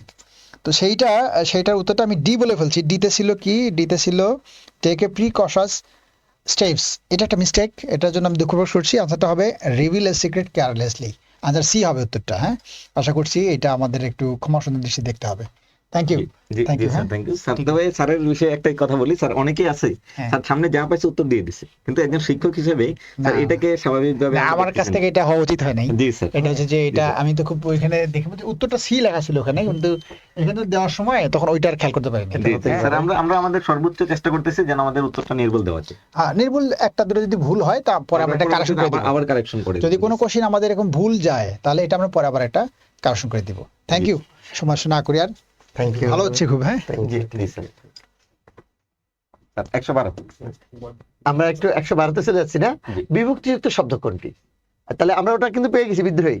বিভক্তিযুক্ত শব্দ হলো পরে, শব্দের পরে যোগ হবে, যেমন উপসর্গ স্যার যেমন আগে বলছি বিদ্রোহী, আর বিভক্তি পরে হবে। তাহলে সরোবর ও এখানে স্যার আছে, এটা তো পেয়ে গেছি উত্তর, সরোবর যোগে, তাহলে সরোবরে, সুতরাং উত্তর এ হবে। সুতরাং আমরা এখানে সময় নিলাম না। জি স্যার। কোনটি প্রত্যয় সাধিত শব্দ? এখানে আপনাকে খেয়াল করতে হবে যে শব্দের অতিরিক্ত যা যুক্ত হয় সেটার নাম হচ্ছে প্রত্যয়। ভাই বোন, এটা হচ্ছে কি ভাই ও বোন, ভাই বোন, এটা হচ্ছে সমাস সাধিত শব্দ। ব কলম, এটা হচ্ছে ব শব্দটা হচ্ছে ফার্সি উপসর্গ, উপসর্গ সাধিত শব্দ। রাজপথ, এটা হচ্ছে তৎপুরুষ সমাস, সমাস পথের রাজা, ষষ্ঠী তৎপুরুষ। ঐকিক শব্দটা হচ্ছে এক যোগ স্নিক সমান সমান হচ্ছে ঐকিক, এটা হচ্ছে স্যার প্রত্যয় সাধিত শব্দ। তাহলে এটা কি সংস্কৃত তদ্ধিত প্রত্যয় সাধিত শব্দ হচ্ছে কি ঐকিক। তাহলে আমরা পরবর্তী প্রশ্নে যাচ্ছি। আমাদের 100 শিরোচ্ছেদ শব্দের সন্ধি বিচ্ছেদ কি? স্যার আপনি বলে দেন। শিরোচ্ছেদ শব্দের সন্ধি বিচ্ছেদ হচ্ছে শির বিসর্গ যোগছেদ।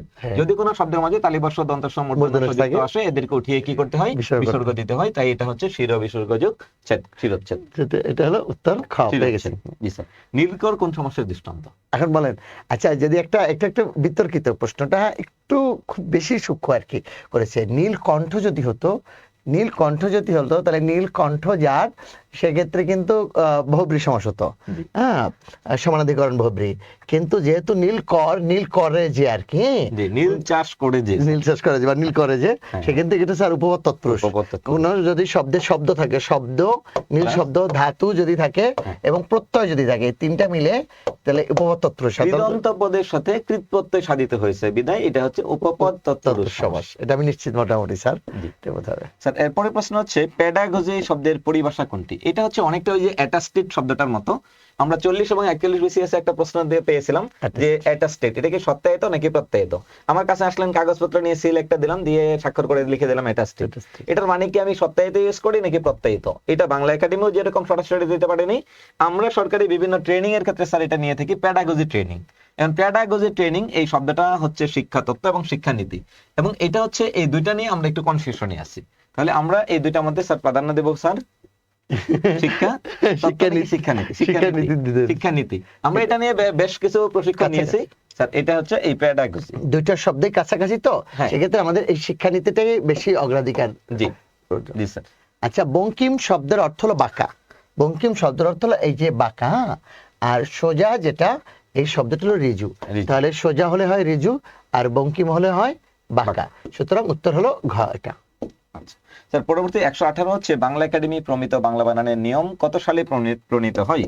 এক্ষেত্রে স্যার একটু বলে রাখি যে আপনারা যারা প্রিলি পাস করবেন এদেরকে একটা প্রশ্ন রিটেনে লিখতে হবে, বাংলা একাডেমি কর্তৃক প্রমিত বানানের 5টি নিয়ম লিখতে হবে। এটা আপনাকে ঘুরে ফিরে আসবে, অথবা নত্য সত্যবিধান থেকে এখান থেকে একটা প্রশ্ন আসবেই। স্যার এটা বাংলা একাডেমি শুরু করেছে, ফাইনাল করেছে হচ্ছে 92 শুরু করেছিল, কিন্তু 94 স্যার গিয়ে ফাইনাল করে। কিন্তু আমাদের আজকের প্রশ্নের উত্তর হচ্ছে 1992। আচ্ছা স্যার, এরপর হচ্ছে স্যার শুদ্ধ বানান কোনটি? শুদ্ধ বানান কোনটি? আচ্ছা স্যার, এটা ধুলো বানানটা ভুল আসলে। জি। ধুলিটাও ভুল। জি। ধুলির দীর্ঘার হবে। আর মূল বলে নতুন বাংলা একাডেমি যে সর্বশেষ বানানটা, সেখানে মূল বলে কোনো শব্দ রাখে না। যদি মূলা থেকে মূল, সেক্ষেত্রে শুদ্ধ বানানটা স্যার মূলা। এই খটা ধরবে না, খটা ধরবেন। তবে যদি আমরা আগের নিয়ম ধরি তাহলে দুইটাই সঠিক হয়, তবে আমরা খটাকে প্রাধান্য দেব। খটা থেকে নতুন ব্যাকরণ অনুযায়ী আর কি এই অভিযান। জি স্যার। তাহলে নদী শব্দের সমার্থক শব্দ কোনটি? নদী শব্দের সমার্থক শব্দ হচ্ছে এখানে তটিনী। নদী শব্দের সমার্থক শব্দ হচ্ছে তটিনী। তটিনী শব্দের অর্থ হচ্ছে নদী। এটা গ উত্তর হবে। 121 হলো চর্যাপদের কবিরা ছিলেন মূলত। এটা একটা ঝামেলা হয়েছে। একবার গজলা পুট হয়ে গেছিল, গজলা গুই লিখতে গিয়ে। এটা সহজানি হবে স্যার। হ্যাঁ, এটা হচ্ছে টাইপিং মিস্টেক। সহজানি বলে কিছু হয় না আসলে।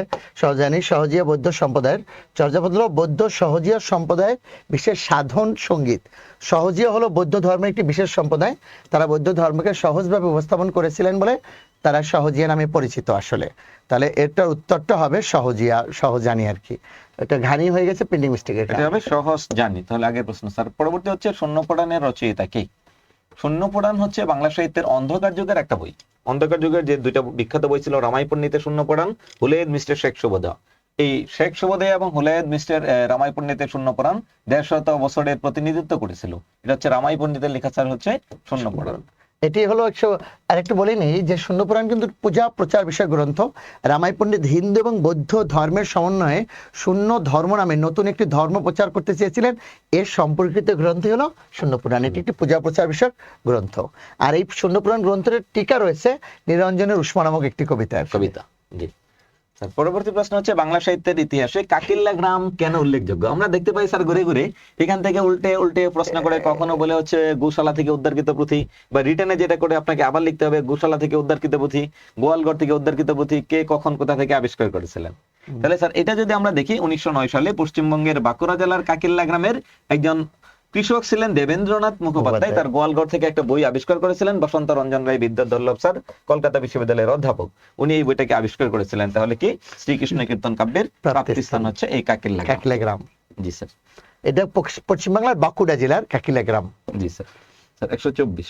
আচ্ছা, এটা কিন্তু ক্লাসে আমি একবার বর্ণনা করেছিলাম। এই লাইনটা কিন্তু আগে থেকে আমরা জানি যে সবে বঙ্গেতে জন্মি হিংসে বঙ্গবাণী সেসব কাহার জন্ম নির্ণয় ন জানে, এটি আব্দুল হাকিমের একটি বিখ্যাত লাইন, এটা আমরা সবাই জানি। এখন তখন তো এটা একটু খুব মজার একটা বিষয় ছিল, আব্দুল হাকিম নুরুন্নামা কাব্যটা লিখেছিলেন, নুরুন্নামা কাব্যের ভূমিকা অংশে তিনি এটা লিখেছিলেন। তখন তো ভূমিকাটাও পদ্যে লিখতেন, কিতাব পড়িতে যার নাহিক অভ্যাস সেসবে কহিল মতে মনে হবে লাশ, তে কাজে নিবিদি করি বাংলা রচন নিজ পরিশ্রম তো সে আমি সর্বজান। এই নুরুন্নামা কাব্যের ভূমিকা অংশে তিনি এটা লিখলেন। পরে বইয়ে 9-10 নবম দশম শ্রেণী বইয়ে কি করলো, এই কবিতাটাকেই তারা বঙ্গবাণী নাম দিয়ে নিয়ে আসলো। তাহলে কোন কবিতার অংশ, কোন কাব্যের অংশ বিশেষ, সে উত্তরটা হবে হচ্ছে নূরনামা, আর কবিতার নাম হচ্ছে স্যার বঙ্গবাণী। জি স্যার। পরবর্তী প্রশ্ন হচ্ছে বাংলা সাহিত্যের মধ্যযুগের শেষের পাঠ, আলাউল কোন শতাব্দীর কবি? বাংলা সাহিত্যের মধ্যযুগের দুজন বিখ্যাত শ্রেষ্ঠ কবি ছিলেন, একজন ভারতচন্দ্র রায়গুণাকর, আরেকজন হচ্ছে মুসলিমদের মধ্যে আলাউল। স্যার এই রুশাং রাষ্ট্রবার আলাউল তিনি জন্মগ্রহণ করেছেন 1607 খ্রিস্টাব্দে। 1607 মানে হচ্ছে আপনারা জেনে থাকবেন সেটা হচ্ছে সপ্তদশ শতক। আজকে 2024 সাল, এটা হচ্ছে একবিংশ শতক। রাইট, একটা অ্যাডভান্স হয়, কারণ আমরা 1 থেকে যে 100 পিছনে রেখে আসছি এটা প্রথম শতাব্দী, যখন 101 থেকে শুরু হবে এটা দ্বিতীয় শতাব্দী, এই তখনই একটা বেড়ে গেল তো সপ্তদশ মানে 17, বাট কিন্তু আলাউল জন্মেছেন 1607 আর 80-তে সম্ভবত মারা গেছে।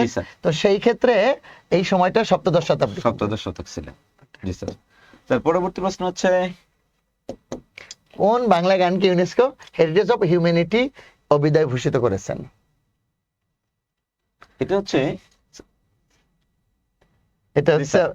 বাউল গান। হ্যাঁ, এই বাউল গানের একটা সুর থেকে কিন্তু সুরটা দেওয়া হয়েছিল আমার সোনার বাংলা আমি তোমায় ভালোবাসি, গগন হরকার আমার বন্ধু জেরে কোথায় পাবো তারে, এই বাউল গানকে বিশ্ব ঐতিহ্যের অন্তর্ভুক্ত করেছে। স্যার এরপরে হচ্ছে ফোর্ট উইলিয়াম পর্বের একজন লেখক চণ্ডীচরণ মুন্সী, চণ্ডীচরণ মুন্সী তুতা ইতিহাস নামে বিখ্যাত গ্রন্থ রচনা করেছিলেন। তে আমরা দেখতে পাই যে বাংলা সাহিত্যের আধুনিক যুগের শুরুতেই ফোর্ট উইলিয়াম কলেজে যে কজন বিখ্যাত পণ্ডিত ছিলেন যাদের মাধ্যমে বাংলা সাহিত্যের আধুনিক যুগের সূচনা হয়েছিল তাদের মধ্যে একজন হচ্ছেন এই চণ্ডীচরণ মুন্সী। এই সময়টা ছিল 1801 থেকে 1815 খ্রিস্টাব্দের মধ্যে, তাই না? জি, 1815 খ্রিস্টাব্দের মধ্যে 8 জন গদ্য লেখক 13টি বাংলা গদ্য রচনা করেন। এদের মধ্যে অন্যতম উল্লেখযোগ্য হলেন চণ্ডীচরণ মুন্সী।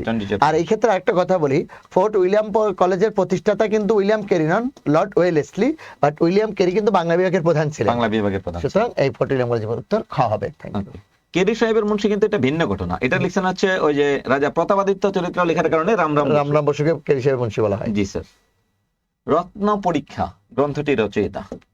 রত্ন পরীক্ষা এটা হচ্ছে ঈশ্বরচন্দ্র বিদ্যাসাগরের একটা বিখ্যাত গ্রন্থ, রত্ন পরীক্ষা। স্যার এরপরে হচ্ছে 129, স্বর্ণকুমারী দেবীর পিতার নাম কি? আমি কাউকে দেখেছি প্রিন্স দ্বারকনাথ ঠাকুর দিয়ে ফেলছেন। স্বর্ণকুমারী দেবী যেহেতু রবীন্দ্রনাথ ঠাকুরের বোন, বড় বোন, সেহেতু রবীন্দ্রনাথ ঠাকুরের বাবার নাম যেহেতু প্রিন্স দ্বারকনাথ মহর্ষি দেবেন্দ্রনাথ ঠাকুর, সেহেতু উত্তর দেবেন্দ্রনাথ ঠাকুর হবে। গত বছর এখান থেকে প্রশ্ন আসছিল বাংলা সাহিত্যের প্রথম মহিলা ঔপন্যাসিকের নাম কি? একই প্রশ্ন কিন্তু একটু ঘুরিয়ে দিল যে তার বাবার নাম কি, আর এবার ঘুরিয়ে দিয়েছে কি বাবার নাম, তখন চেয়েছিল স্যার প্রথম মহিলা ঔপন্যাসিক। এরপরে দেখবেন স্বর্ণকুমারী দেবীর উপন্যাস আসছে মেবার রাজদ্বীপ, নির্বাণ, হুগলির ইমামবাড়ি, সাব্বিরের দিনরাত, এখান থেকে প্রশ্ন আসবে। জি স্যার। ভীষ্মদেব খোশনবিশ বঙ্কিমচন্দ্র চট্টোপাধ্যায়ের কোন গ্রন্থের চরিত্র আসলে? এটা হলো কমলাকান্ত। আপনারা জানেন কমলাকান্ত যিনি আফিম খেতেন এবং বঙ্কিম একটি বিখ্যাত চরিত্র, সেই কমলাকান্ত গ্রন্থের চরিত্র হলো খোশনবিশ। জি স্যার, এবং ভীষ্মদেব গেল এটা। এরপরে হচ্ছে স্যার দীনবন্ধু মিত্রের নীলদর্পণ নাটকের ইংরেজি অনুবাদ। স্যার এই প্রশ্নটা কিন্তু 40 ঘুরে ফিরে আসছিল, 40 একটু উল্টা করে দিয়েছিল, the Indigo planting mirror. The Indigo planting mirror নামে তিনি এটাকে অনুবাদ করেছেন মাইকেল মধুসূদন দত্ত। এক্ষেত্রে উনি কিন্তু ছদ্মনাম ব্যবহার করেছিলেন, a native Michael Madhusudan Dutta a native ছদ্মনামে Nildarpan নাটকটি ইংরেজিতে অনুবাদ করেছিলেন। জি স্যার। এরপরে হচ্ছে রঞ্জন চরিত্রটি রবীন্দ্রনাথ ঠাকুরের কোন নাটকের চরিত্র? রঞ্জন চরিত্রটি। আচ্ছা, এই ক্ষেত্রে বলি এই বিসর্জন নাটকের দুইটা বিখ্যাত চরিত্র রবীন্দ্রনাথ ঠাকুর কিন্তু অভিনয় করেছিলেন, রঘুপতি, তারপরে হলো এটা নয়, তারপরে মুক্তধারা, এটা রবীন্দ্রনাথ অন্যতম একটি নাটক। আর রবীন্দ্রনাথের এই দুটো কিন্তু সাংকেতিক নাটক। ডাকঘর, রক্তকরবী, ডাকঘরের বিখ্যাত চরিত্র হলো অমল, আর রক্তকরবীর বিখ্যাত চরিত্র হলেন রঞ্জন। রক্তকরবী এর বিখ্যাত একটা চরিত্র নাম হচ্ছে কি রঞ্জন। তৈল প্রবন্ধটি কে লিখছেন? তৈল প্রবন্ধটি যিনি মহামহোপাধ্যায় হরপ্রসাদ শাস্ত্রী চর্যাপদ যিনি আবিষ্কার করেছেন, তার আরেকটা প্রশ্ন ছিল স্যার 34তম বিসিএস এসেছে, বেনের মেয়ে। হ্যাঁ, বেনের মেয়ে উপন্যাসটি রচনা করেছে। একটা প্রশ্ন ছিল 34, এটা স্যার তখন অনেকে এটা ভেবেছিল যে বেদের মেয়ে কিনা, যে পল্লী কবি জসীমউদ্দিনের সাহিত্য কিনা। না, এটা বেনের মেয়ে। এবং তার একটা বিখ্যাত হচ্ছে ওই যে আমরা তেলা মাথায় তেল দেওয়া যে বিষয়টা হ্যাঁ, আছে। এটা হলো মনে হতো তেল দিলে যে সব কাজ হয় সেরকম ব্যাপার। ঠিক জি আছে, sir. Thank you very much. জি স্যার। স্যার 134 নাম রেখেছি কোমল গান্ধার, একটি বিখ্যাত কাব্যগ্রন্থ। এটি বিষ্ণুদের একটি বিখ্যাত কাব্যগ্রন্থ। আমি প্রায় মজা করে এইটা বলতাম, নাম রেখেছি কোমল গান্ধারটি রচয়িতাকে। সেক্ষেত্রে এটা একটু হলেই হবে, আর ব্যাখ্যায় আমরা গেলাম না। পঞ্চপাণ্ডবদের মধ্যে তিনি অন্যতম বিখ্যাত কবি বিষ্ণুদেব। এইটুকুই আপাতত। 125 ওমন রমজানের ওই রোজার শেষে এলো খুশির ঈদ। এটা সবাই জানে এবং সবাই পেরেছে, কিন্তু এটা এই উত্তরটা সবার পারার কথা। কাজী নজরুল ইসলাম, এবং এই গানে একটি বিখ্যাত প্রেক্ষাপট রয়েছে, ওটা নিয়ে পরে কোথাও আমাদের আলোচনা হবে লাইভে। উত্তরটা আমরা দিয়ে দিলাম আর কি। জি স্যার। শামসুর রহমান রচিত উপন্যাস। আচ্ছা, কবি শামসুর রহমান, আমি একটু বলে নিই, 3টে উপন্যাস লিখেছিলেন। অক্টোপাস, নিয়ত ও 4টা। অক্টোপাস, নিয়ত মন্তাজ, অদ্ভুত আধারক এবং এলো সে অবেলায়। আমি আবারও বলছি, অক্টোপাস, নিয়ত মন্তাজ, অদ্ভুত আধারক এবং এলো সে অবেলায়। সেহেতু উত্তরটা অদ্ভুত আধারক হবে আর কি। অদ্ভুত আদার। 137 সেলিম আল দীনের নাটকে অনুসৃত শিল্পতত্ত্বের নাম কি? এটা একটু জটিল হবে, আমরা উত্তরটা শুধু দিয়ে দিই। জি, স্যার। এগুলো পরাবাস্তববাদ কি, অস্তিত্ববাদ কি, অভিব্যক্তিবাদ কি, এটা উত্তরটা হলো দ্বৈতবাদ। এটা কি, এটা নিয়ে আমরা পরে একটা সময় আবার কথা বলবো, জি, স্যার। ইনশাআল্লাহ। আচ্ছা, পৃথক পলাঙ্ক কাব্যগ্রন্থের কবির নাম কি? পৃথক পলাঙ্ক একটা বাংলা সাহিত্যের বিখ্যাত কাব্য, তাই কবির নাম হচ্ছে আবুল হাসান। আবুল হাসান তিনি বুদ্ধিমত্তা আন্দোলনের একজন ছিলেন আর কি, সাহিত্যিক ছিলেন। জি স্যার। কোন গল্পকারের গল্পে ম্যাজিক্যাল রিয়েলিজম এর প্রতিফলন ঘটেছে?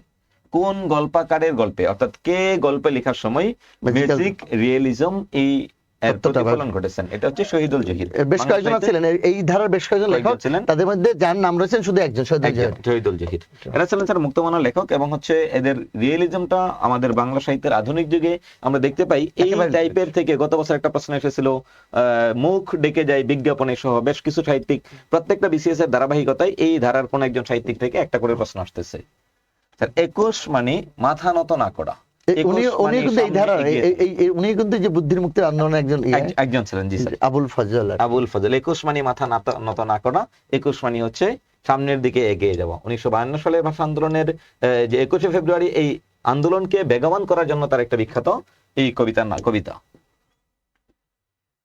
আমাদের অলরেডি, আমরা কি শেষ পর্যায়ে আছি কিনা? সম্ভবত স্যার আমরা তো একবারে শেষ পর্যায়ে চলে এসেছি। এখন একটু বলবেন যে আপনাদের বাংলা অংশের কেমন সলিউশন পেয়েছেন, বা আপনি প্রশ্ন পরীক্ষায় কেমন ছিল আপনার কাছে, যে আমাদের বাংলা অংশটা আপনি পরীক্ষায় কেমন উত্তর দিয়েছেন? বাংলা একেবারে সহজ প্রশ্ন করেনি স্যার, কিছু প্রশ্ন করেছে একটু জটিল, এবং কিছু প্রশ্ন করেছে আমাদের মূলত সচরাচর যে বইগুলো, যেমন শহীদুল জহির, এটা সচরাচর আপনি বাজারে প্রচলিত বইগুলোতে খুব একটা পাবেন না, পেলেও খুব একটা গুরুত্বপূর্ণ বা গুরুত্বের সাথে স্যার এটা খুব একটা আলোচনা করে নাই। আমরা কিছু প্রশ্ন পাই স্যার, যেমন স্যার গত বছর আসছিল তুমি মা কল্পতরু আমরা সবাই পোষাগুরু, এটা কোনো বইয়ে ছিল না, কিন্তু বিসিএস যাওয়ার পরে সব বইয়ের মধ্যে স্যার এড করে দিয়েছে।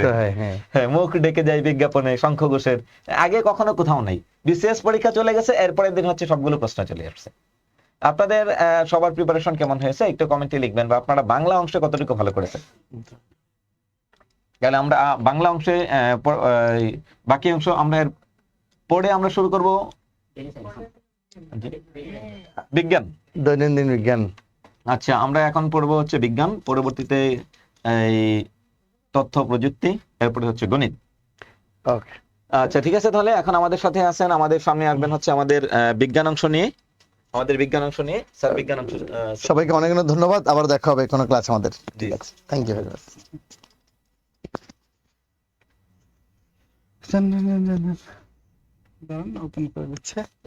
ওকে, আসেন। যাদের প্রস্তুতির খারাপ অবস্থা ছিল তারাও আশা করি ভালো উত্তর করছেন। প্রশ্ন স্ট্যান্ডার্ড হয়, নাম্বারও কাছাকাছি থাকবে, কাটমার্কও খুব বেশি হবে না, বেশি হওয়ার সম্ভাবনা নাই। সো আমরা চলে যাচ্ছি দৈনন্দিন বিজ্ঞান অংশে। ইরফান স্যার শুরু করবে, তো চলেন আমরা দেখি। স্যার এদিকে যে কোশ্চেনগুলো আসলো আমরা সলভ করি স্যার, আমরা দ্রুতই আগাবো।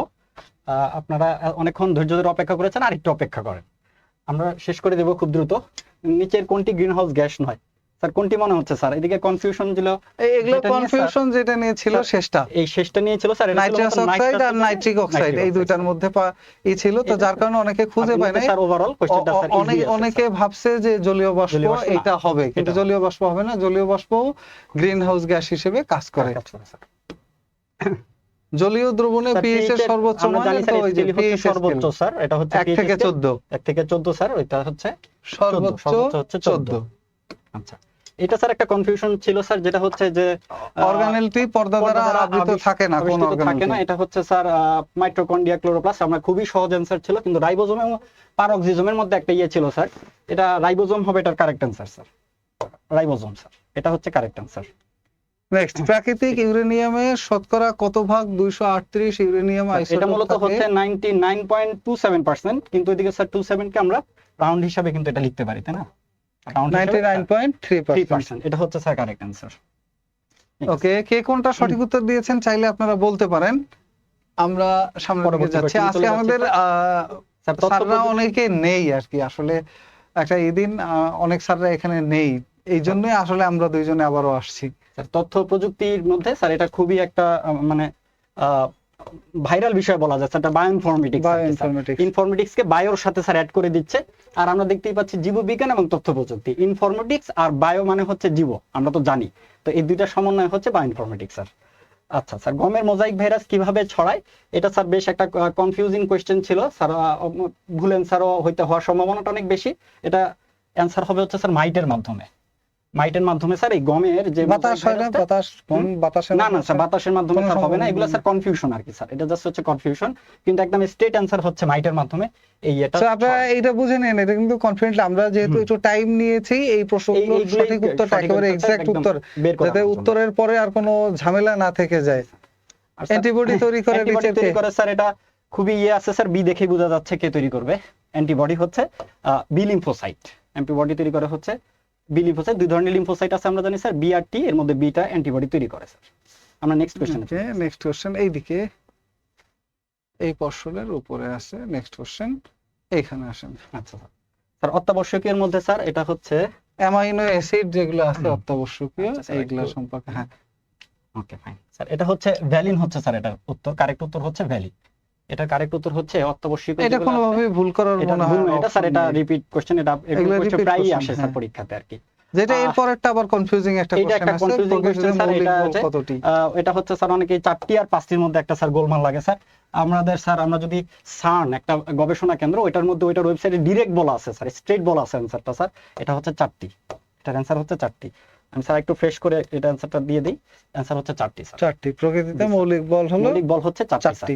এর মধ্যে দুর্বল নিউক্লিয় বল, সবল নিউক্লিয় বল, আর হচ্ছে গ্র্যাভিটেশনাল ফোর্স যেটা মহাকর্ষীয় বল, আর একটা হচ্ছে তড়িৎচুম্বকীয় বল স্যার। এই 4টি ফোর্স কাজ করে।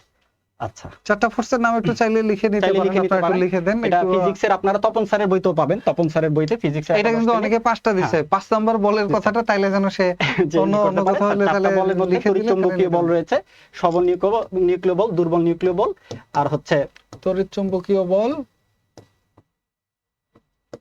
তড়িৎচুম্বকীয়, এরপরে হলো মহাকর্ষীয়, মহাকর্ষীয়, সবল, আর একটা হচ্ছে দুর্বল নিউক্লিয় বল। এরপর হলো সবল নিউক্লিয় এবং দুর্বল নিউক্লিয়। যেটা একবারে ওই যে নিউক্লিয়াস এবং মানে প্রোটনের ভিতরে যে আমরা পরমাণুর ভিতরে যে দুটো বল কাজ করে আর কি। সবল এবং নিউক্লিয় দুর্বল। বল আর একটা হলো দুর্বল দুর্বল নিউক্লিয় বল, এই 4টা। এই 4টা। মানে এই কথাটা আমরা লিখতাম না, একদম। আমরা সময় নিতাম না, নিলাম এই জন্যই যাতে আপনাদের কনফিউশন না থাকে। 5টা 4টার মধ্যে 4টাই সঠিক উত্তর, এটাই ফিক্সড উত্তর। আচ্ছা স্যার, জেমস ওয়েব টেলিস্কোপে আমরা যেটা পাই স্যার, সেটা হচ্ছে ইনফ্রারেড।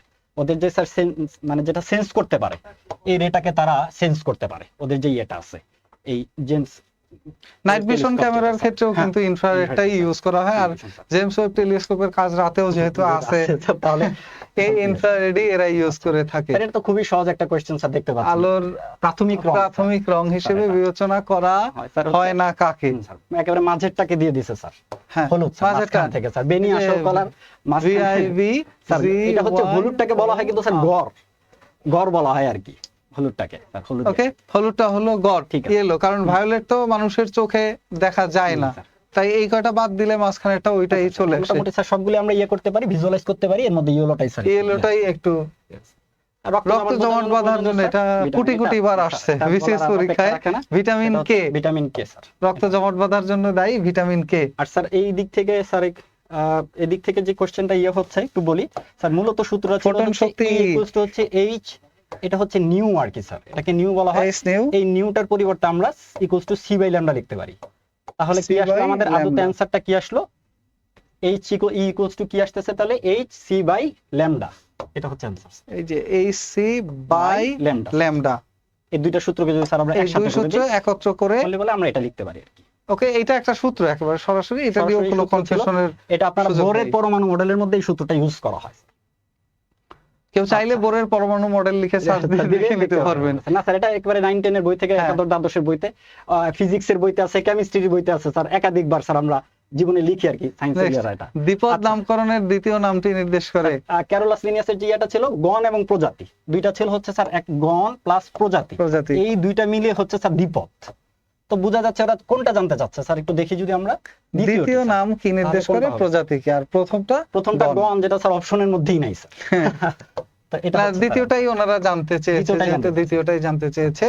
ধাতব কার্বনেটের সাথে অ্যাসিডের বিক্রিয়ায় উৎপন্ন হয় কি? এটা খুব সহজ একটা স্যার, আমরা যদি এভাবে একটু চিন্তা করি, একটা কার্বনেট লবণ চিন্তা করি যদি স্যার আমরা সোডিয়াম Na2CO3 স্যার, তাহলে বুঝাই যাচ্ছে যে আমরা পানি পাবো, লবণ পাবো এবং হচ্ছে কার্বন ডাই অক্সাইড, আমরা মূলত সবগুলাই পাবো স্যার। বলা হচ্ছে অ্যাসিডের সাথে আমরা জাস্ট এই বিক্রিয়াটা যদি চিন্তা করি তাহলে কি কি পাবো? আমরা পানি পাবো, আমরা হচ্ছে কার্বন ডাই অক্সাইড পাবো, আর একটা হচ্ছে সোডিয়াম, সেটাই উত্তর হবে হচ্ছে সবগুলো। ধাতব কার্বনেটের সাথে অ্যাসিডের বিক্রিয়া। এইখানে প্রশ্ন শেষ, আমরা পরের অংশে চলে যাচ্ছি। পরের অংশ হলো কম্পিউটার অংশ। কম্পিউটার ও তথ্য প্রযুক্তি। উইন্ডোজ অপারেটিং সিস্টেম সম্পর্কিত নিচের কোন তথ্যটি সঠিক? এটা খুব একটা মজার একটা প্রশ্ন স্যার। ওপেন সোর্স অপারেটিং মানে আমরা ফ্রি পাচ্ছি কিনা? আমরা তো স্যার নীল খেতে কিনতে পারি, অনেকে মনে করতে পারে এটা মনে হয় ওপেন সোর্স স্যার, কিন্তু এটা আসলে কিন্তু ওপেন সোর্স না। আমরা অরিজিনাল উইন্ডোজ কিনতে গেলে পরে টের পাবো যেটা আসলে ওপেন সোর্স না, এটা আমাদেরকে সোর্সিং করতে হয়। আর এটা অবশ্যই মাল্টিটাস্কিং অপারেটিং সিস্টেম হচ্ছে multitasking operating system sir. Multitasking operating system হলো উইন্ডোজ। আর নিচের কোনটি কম্পিউটারের মেমরি হিসেবে দ্রুততম? এটা স্যার কোনটি কম্পিউটার মেমরি হিসেবে দ্রুততম? র‍্যাম রোম এবং রেজিস্টারের সাথে একটা কনফ্লিকশন তৈরি হতে পারে, এদিক থেকে রেজিস্টারটা হচ্ছে স্যার, রেজিস্টারটাই সবচেয়ে দ্রুততম, এটা মেইন মেমরির সাথেই একেবারে ডাইরেক্টলি থাকে। আর আরো গতি বাড়ানোর জন্য পরে ব্যবহার করা হয় ক্যাশ মেমরি। এটাই। নেক্সট আসেন, নিচের কোনটি কম্পিউটার সিস্টেমের কর্মক্ষমতায় কোনো ভূমিকা রাখে না? কর্মক্ষমতায় ভূমিকা রাখে না। এখানে দেখেন আলাদা মেমরি একটাই আছে, রেজিস্টার মেমরি, ক্যাশ মেমরি আর র‍্যাম র্যান্ডম অ্যাক্সেস মেমরি। এই মেমরিগুলো ইনস্ট্যান্ট কাজ করে এবং এগুলো সব তথ্য বিদ্যুৎ চলে গেলে মুছে যায়। আর রমের তথ্যটা হলো স্থায়ী তথ্য, কারণ এইটাই নির্ভর করে তথ্য ধারণ ক্ষমতা। এইখানে এটার উপর নির্ভর করে তথ্য ধারণ ক্ষমতা। এটা কম্পিউটারের কার্যক্ষমতার সাথে কোনো সম্পর্ক নাই। আর বাদবাকি প্রত্যেকটাই কম্পিউটারের কার্যক্ষমতা বেশি অথবা কম করে।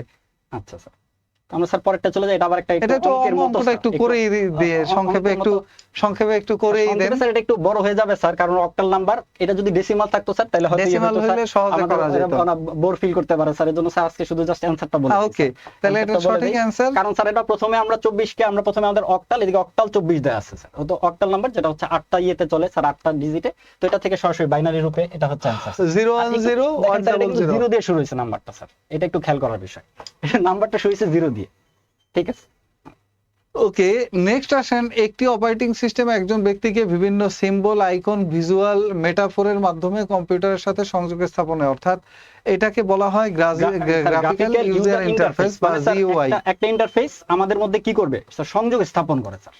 হ্যাঁ, একটা ইন্টারফেস থাকে যেটা আপনার এর মধ্যে কম্পিউটারের মধ্যে। এটা বিগত প্রশ্ন, একেবারে সরাসরি বিগত প্রশ্ন। বিভিন্ন সিম্বল, চিহ্ন, এগুলোর মাধ্যমে নির্দেশ দেওয়া যায়। কম্পাইলার এটাও বিগত প্রশ্ন স্যার। এটা 1 কোটি বার আসছে, 1 কোটি বার আসছে। কম্পাইলার এটা কমপ্লিটলি একসাথে অনুবাদ করে, মানে কম্পাইল করে স্যার, কমপ্লিটলি স্যার এটা অনুবাদ কমপ্লিটলি একবারে অনুবাদ করে রাখে। কম্পাইল মানে কমপ্লিটলি, অর্থাৎ এটার অ্যানসার হচ্ছে একবারে অ্যানসার সি। এটি একবারে পুরো প্রোগ্রাম অনুবাদ করে স্যার। ওকে, তাহলে নেক্সট আসেন, নিচের কোনটি সোশ্যাল মিডিয়া প্ল্যাটফর্ম নয়? স্যার আমরা স্যার রেগুলার ইউজার স্যার আছে এখানে অনেকে স্যার। ফেসবুক, ইনস্টাগ্রাম তো খুবই কমন স্যার। টুইটারটা হয়তো সবাই ইউজ করে, একটু রেয়ার। আর গুগলটা তো আমরা জানি স্যার, এটা হ্যাঁ, গুগল সার্চ ইঞ্জিন। নেক্সট এই পাশে যদি আমরা যাই, এই পাশে পরে যেটা আছে, পরের অংশটা সেলুলার ডাটা নেটওয়ার্কের ক্ষেত্রে জিপিআরএস বলতে কি বোঝায়? কনফিউশন দুইটা স্যার, এই যে গ্লোবাল এরিয়া নাম দেখে বোঝা যাচ্ছে প্যাকেট আছে, আরেকটা আছে sir positioning radio service. Positioning তো হবেই ওটা হবে না sir, cellular data network, cellular data নেটওয়ার্কের ক্ষেত্রে কোন ক্ষেত্রে জিনিসটা জানতে চাইছে? তো এটা হচ্ছে Okay? স্যার জেনারেল সঠিক প্যাকেট। উত্তর general packet radio service, global General- packet না কিন্তু general packet radio service. Next যদি যাই আমরা সামনে চলে যাই দ্রুত, বাহিরের আক্রমণ থেকে প্রাইভেট নেটওয়ার্ক রক্ষা করতে স্যার, ওই ব্যবহার করা নামই হয় আছে স্যার, wall, স্যার। ফায়ারওয়াল। নামই দেয়া আছে স্যার, ওয়াল। অনাদিষ্ট ব্যবহারকারী থেকে সিস্টেমের সুরক্ষার জন্য ব্যবহার আর করা স্যার হয়। এনক্রিপশন স্যার মূলত আমরা প্রোগ্রামের ভিতরে করি হ্যাঁ, স্যার। একটা একটা প্রোগ্রামের প্রোগ্রামের ভিতরে যেটা করি আমরা, মানে এটা আবার অ্যাক্সেস দেওয়া থাকে, যাদের অ্যাক্সেস দেওয়া থাকে স্যার তারাই অ্যাক্সেস পায় স্যার এনক্রিপশনের। এরপরে নিচের কোনটি সার্চ ইঞ্জিন নয়? বিং, ইয়াহু, গুগল, স্যার অবশ্যই একটু ধনীদের কোশ্চেন স্যার, এটা যারা আইফোন ইউজার তারা খুব ভালোই চিনেন স্যার সাফারিটাকে স্যার। সাফারিটা হচ্ছে আইফোন ইউজার সাফারি, তো এটা হচ্ছে সাফারি, যে বাকি এই তিনটা সার্চ ইঞ্জিনকে স্যার একসাথে করে স্যার, করে সাফারি মূলত একটা ওয়েব ব্রাউজার, জি স্যার। মূলত একটা ওয়েব ব্রাউজার হিসেবে কাজ ওরা করে, যার মধ্যে এই এই তিনটাকে বাকি সার্চ ইঞ্জিনগুলো দেয়া থাকে ইনকর্পোরেট একটার করা মধ্যে। স্যার। নেক্সট, ইন্টারনেট জগতে হাইপারলিংক ডকুমেন্টগুলোর কালেকশনকে কি বলে? হাইপারলিংক দেখলে HTML, হাইপারলিংক দেখলে HTML, কিন্তু স্যার ডকুমেন্টটা যেহেতু দেয়া আছে আর কোনো ইয়ে নাই স্যার, সেটা হচ্ছে www। জি স্যার। এরপরে আসেন এই যে নিচেরটা, গ্রাহকের চাহিদা অনুযায়ী ইউটিলিটি ভিত্তিক কম্পিউটিং পরিষেবা স্যার প্রদানের একটা জন্য সহজ কোশ্চেনগুলোর মধ্যে একটা স্যার, সেটা হ্যাঁ। হচ্ছে ক্লাউড কম্পিউটিং স্যার। ক্লাউড আর এগুলো- কম্পিউটিং চাহিদা অনুযায়ী। হ্যাঁ, চাহিদা অনুযায়ী দিবে স্যার, চাহিদা অনুযায়ী আমরাও চাইলে নিতে পারি। আপনার যে এই যে আমাদের মোবাইলে মেসেজ আসে না, পে অন গো, স্যার ফার্স্টে গুগল যেটা দেয় স্যার, ফার্স্টে কিছুটা দিন ফ্রি দেয় আর কি, আপনাকে ফার্স্টে কিছুদিন 10 জিবি স্টোরেজ ফ্রি দিয়ে এরপরে বলে 100 জিবি নিতে হলে, এখন এই যে আমার ফোনে মেমরি নাই, ছবি ওইখানে রাখতে রাখতে ওই 10 জিবি শেষ, এখন আবার কিনা লাগবে। কিনা লাগবে স্যার। নেক্সট, ক্লাউড কম্পিউটিং, তাহলে এটা সঠিক সঠিক উত্তর হচ্ছে cloud computing. Cloud computing. Next যদি আমরা যাই, নিচের কোন নেটওয়ার্কটি সবচেয়ে বেশি জায়গায় নামই ব্যবহৃত বলে হয়? দিবে স্যার, নামই বলে দেয় কিভাবে স্যার, এটা লোকাল, এটা হচ্ছে ওয়াইড এরিয়া, এটা হচ্ছে পার্সোনাল, আর মেট্রোপলিটন, লোকাল, আর এটা হলো নামই wide. wide, sir। Wide area নেটওয়ার্কটা সবচেয়ে বড়, সবচেয়ে বেশি ব্যাপ্তি নিয়ে আছে। নেক্সট যদি যাই, নিচের কোন প্রযুক্তি face recognition sir system AI এর ব্যবহার যুগ করা স্যার হয়? এখন চলতেছে স্যার, AI ইন্ডাস্ট্রিয়াল রেভলিউশন বা এই কই গেল আবার অ্যাপ্লাইড, ওই যে applied AI, sir. Artificial intelligence, applied artificial intelligence. এই প্রশ্নটা গতবার আসছিল, জি স্যার। গত না 43তম বিসিএস এসে গেছে, 43তম বিসিএস এসে গেছে। নেটওয়ার্ক ট্রান্সমিশন রেট বোঝাতে স্যার, এটার ব্যবহৃত ভিতরে দুইটা জায়গায় MBPS কনফিউশন হয় স্যার, সেটা হচ্ছে যে মেগাবাইটস আর হচ্ছে মেগাবিটস। অ্যানসার হবে মেগাবিটস, যদি স্যার এটা অ্যানসারটা যদি এটা বড় হাতের বি থাকতো তাহলে মেগাবাইটস হতো আর কি, অর্থাৎ এই MBPS থাকলে তাহলে বাইটস হতো, তাহলে মেগা, ওই যে Bytes হতো। মেগাবাইটস হতো, এটা এটাও হতো হতো অ্যানসার, কিন্তু যেহেতু এখন এটা answer নাই, হচ্ছে আছে হলো MB, ছোট হাতের ছোট বি, হাতের বি, দ্যাটস ওয়াই এটার উত্তর হবে মেগাবিটস মেগাবিটস পার সেকেন্ড। তাহলে স্যার আমরা মনে হয় আমরা আজকের মতো এখানে বিদায় নেব, এরপর আসবে আমাদের গণিতের দুই বাঘ, ছোট বাঘ এবং বড় বাঘ। জাস্ট কিডিং, মজা করে বললাম। আমাদের সম্মানিত দুজন স্যার গণিতের, আমাদের শ্রদ্ধেয় সোহাগ স্যার এবং রফিক স্যার, ওনারা এখন আসবেন আপনাদের গণিত অংশের সমাধানের জন্য। তো চলেন আমরা গণিত অংশের সমাধানে চলে যাচ্ছি, স্যারদেরকে আমন্ত্রণ জানাচ্ছি। ওকে, চলেন তাহলে আচ্ছা, স্যারদের সাথে আমরা চলে যাচ্ছি গণিত অংশের জন্য। আসসালামু আলাইকুম, thank you Sadat sir, thank you all, welcome back to the finishing part. Finishing পার্টে চলে আসছি আমরা। তো ফিনিশিং পার্টে সবসময় আপনারা জানেন ম্যাথ হয়। আমার সাথে আছে সজ্জিও রফিক স্যার। আসসালামু আলাইকুম, কেমন আছেন সবাই? আশা করি সবাই ভালো আছে এবং সবার পরীক্ষা ভালো হয়েছে এই কামনাই করছি। তো চলুন আমরা এই সমাধানের শেষ পর্যায়ে আমাদের যে ম্যাথমেটিক্স অংশটুকু রয়েছে, ম্যাথমেটিক্স এবং মেন্টাল অ্যাবিলিটি, তো কেমন হয়েছে শুনতে চাই আপনাদের কাছে। যারা পরীক্ষা দিয়েছেন এই ম্যাথ এবং মেন্টাল অ্যাবিলিটি কেমন হয়েছে আপনাদের কাছে? কেমন মনে হয়েছে, যে সহজ আসছে নাকি কঠিন আসছে, নাকি স্যার ঝামেলাপূর্ণ ম্যাথগুলো দিয়েছে? একটু কমেন্ট করে জানাবেন ম্যাথটা, মানে ম্যাথ এবং মেন্টাল অ্যাবিলিটি প্রশ্নগুলো কেমন ছিল আপনাদের কাছে, কেমন লেগেছে অবশ্যই কমেন্ট করে জানাবেন। আমি বরাবরই বলে দিই যে বিসিএস এর ম্যাথ হচ্ছে একটু মানে রুট লেভেলের ম্যাথ আসে। ওইগুলো হচ্ছে যেমন প্রাইমারিতে বা ইন্টারসিতে অন্যান্য পরীক্ষাতে 20টা ম্যাথের মধ্যে দেখবো যে 12টা 15টা ম্যাথ ডিরেক্ট কোনো না কোনো পরীক্ষা থেকে আসে। বাট বিসিএস এর পরীক্ষা ম্যাথগুলো হচ্ছে ডিরেক্ট কমন থাকে না, বাট তারপরেও অনেকগুলো কমন আছে। বাট আমরা সলিউশনটা ইজি, খুবই ইজি সলিউশন। যারা বেসিক থেকে ম্যাথ করেছেন, বিশেষ করে বিদ্যাবাড়িতে কোচিং করেছেন, তাদের কাছে আসলে এই বিসিএস এর আজকে যে ম্যাথ আসছে এই ম্যাথটা আসলে কিছুই না, তেমন কিছুই না। তো লেটস গো ফর প্র্যাকটিস, বা আমরা সলিউশনে চলে যাচ্ছি, চলে যাই। হ্যাঁ, Okay, সময় ঠিক না আছে। করি। স্যার আপনি শুরু করে দিন। ওকে, নিচের কোন ভগ্নাংশটি বড়? তো ভগ্নাংশ ছোট বড় যে আমরা ক্রস মেথডে করতাম তাই না, তো আমি এটা তুলনা করে দেখতাম যে এটা আসলে কোনটা বড়, বাট আমি দেখতে পাচ্ছি যেহেতু সময় কম 2/3, হ্যাঁ দেখেন ওই যে ক্রস মেথড করতাম, এটা কত হচ্ছে, এটা হলো 22, এটা কত হলো, কত 38, হ্যাঁ 24, তাহলে বড় এই দুটো ভগ্নাংশ ইয়েতে বড় কোনটা, 24, তাহলে এই কাছের ভগ্নাংশটা বড় হয়, তাহলে অবশ্যই এই ভগ্নাংশটি 2/3 থেকে বড়, তাহলে খ হচ্ছে বড়। খ নম্বর রাইট অ্যান্সার। তো পরে একটা প্রশ্ন আসছে যে বার্ষিক 5% হার মুনাফায় 400 টাকার 2 বছরে চক্রবৃদ্ধি মূলধন কত? তো দেখেন খুব সিম্পল একটা কোশ্চেন, চক্রবৃদ্ধি মূলধন চেয়েছে। চক্রবৃদ্ধি মূলধন চাইলে কি আসে, সি আসে, আর আমরা সিটে সূত্র দ্বারা করতে পারি না, শর্টকাট টেকনিকও আছেন যারা আমাদের ক্লাস করেছেন। আমি শর্টকাটে কি করেছি, একদম কত টাকা চেয়েছে, 400 টাকা, হ্যাঁ। তো এখানে 5% হার মানে কি, 100 টাকা জমা রাখলে পাবেন 105 টাকা, তো 105 কয় বছর পাবেন আপনি, 2 বছর পাবেন। 100 টাকা পাবেন 105 2 বছর, দুইবার লিখে দিবেন, না শেষ, জাস্ট ক্যালকুলেশন করলে হয়ে যায়। ক্যালকুলেশন 4 × 100, আর এখানে 25 দিয়ে 5 কে কাটলে এখানে হচ্ছে 5 × 5 = 25, আর এখানে হচ্ছে যে আপনার 21, 5 21, ওকে, আর এই 5 দিয়ে কাটলে আবার 21, তো এই যে 21 আর 21 গুণ করলে কত পাবো, 441 টাকা, ব্যাস কমপ্লিট, এখানে হয়ে যাবে। নেক্সট প্রশ্ন আছে এখানে, 100 থেকে বড় দুটি পূর্ণ সংখ্যার যোগফল 300 হলে সংখ্যা দুটির অনুপাত কত? 100 থেকে বড় দুটা পূর্ণ সংখ্যার যোগফল যদি 300 হয় তাহলে সংখ্যা দুটির অনুপাত কত হবে স্যার? ওকে, তো 100 থেকে বড় দুটি পূর্ণ সংখ্যা বলতে হচ্ছে তো জানেন তো যেটা ভগ্নাংশ না, 300 হওয়া লাগবে। তো এখানে অপশন দেখলে পাওয়া যায়, দেখেন এই অবশ্যই তাহলে দুটো সংখ্যার যোগফল 300, তাহলে এখানে 1 ভাগ 9 ভাগ মানে কি 10 ভাগ, হ্যাঁ। তো এখানে 10 ভাগ মানে যদি আপনি এখানে 300 দেন তাহলে 1 ভাগ মানে কত হচ্ছে, তাহলে কত, 30 হচ্ছে। তাহলে একটা সংখ্যা তো আর 30 হতে পারে না, তার মানে আমার অবশ্যই সংখ্যা দুটো 100 থেকে বড় হবে। তো এখানে দেখেন ঘ অপশন দেখেন 2 ভাগ 3 ভাগ 5 ভাগ, এই 5 ভাগ মানে কত, 300, তাহলে 1 ভাগ মানে কত হবে, দেখেন এই যে 5 ভাগ, হ্যাঁ আমি এভাবে লিখে দিই, দেখেন 5 ভাগ বলতে বোঝাচ্ছে কত, 300, তাহলে 1 ভাগ বলতে বোঝাবে কত, এখানে 60, তাহলে অবশ্যই তাহলে 2 ভাগে কত হবে, 120 হবে, আর 3 ভাগে কত হবে, 180 হবে। দেখেন অবশ্যই কি প্রত্যেকটা কি দুটো সংখ্যা কি 100 থেকে বড় না, এটাও 100 থেকে বড়, 100 থেকে বড়, তো দিস ইজ রাইট অ্যান্সার হচ্ছে 2:3 এখানে। নেক্সট আরেকটা প্রশ্ন আসছে এবং খুবই গুরুত্বপূর্ণ একটা প্রশ্ন, এবং অসমতার অঙ্ক প্রত্যেকটা বিসিসে থাকে। x² - 7x + 12 less than or equal হচ্ছে 0। এটা অনেকেই ভুল করছেন, আমার মনে হয় অনেকেই ভুল করেছেন। তো ভুল করলো কি, আমাদের যারা বিদ্যার্থী ছিলেন, আমি কিন্তু এটা করিয়েছি এবং এটা খুবই ইজিলি ভাবে করিয়েছি, যেটা আমরা নরমালি এই অংশটুকু মিলটার্ম করেন, মিলটার্ম করলে কত হবে, এখানে x - 4 পাবেন একটা পাবেন কি x - 3, এই দুটার গুণফল শূন্যের সমান অথবা কি হবে, ছোট হবে, শূন্যের সমান অথবা কি ছোট। তো কখন শূন্য হবে, এখানে দেখেন এখানে কত বসালে শূন্য হবে, 4 বসালে শূন্য হবে মানে 4, আর এখানে দেখেন কত বসালে শূন্য হবে, 3 মানে 3। তো ফ্যাক্টটা হচ্ছে যে 4 আর 3।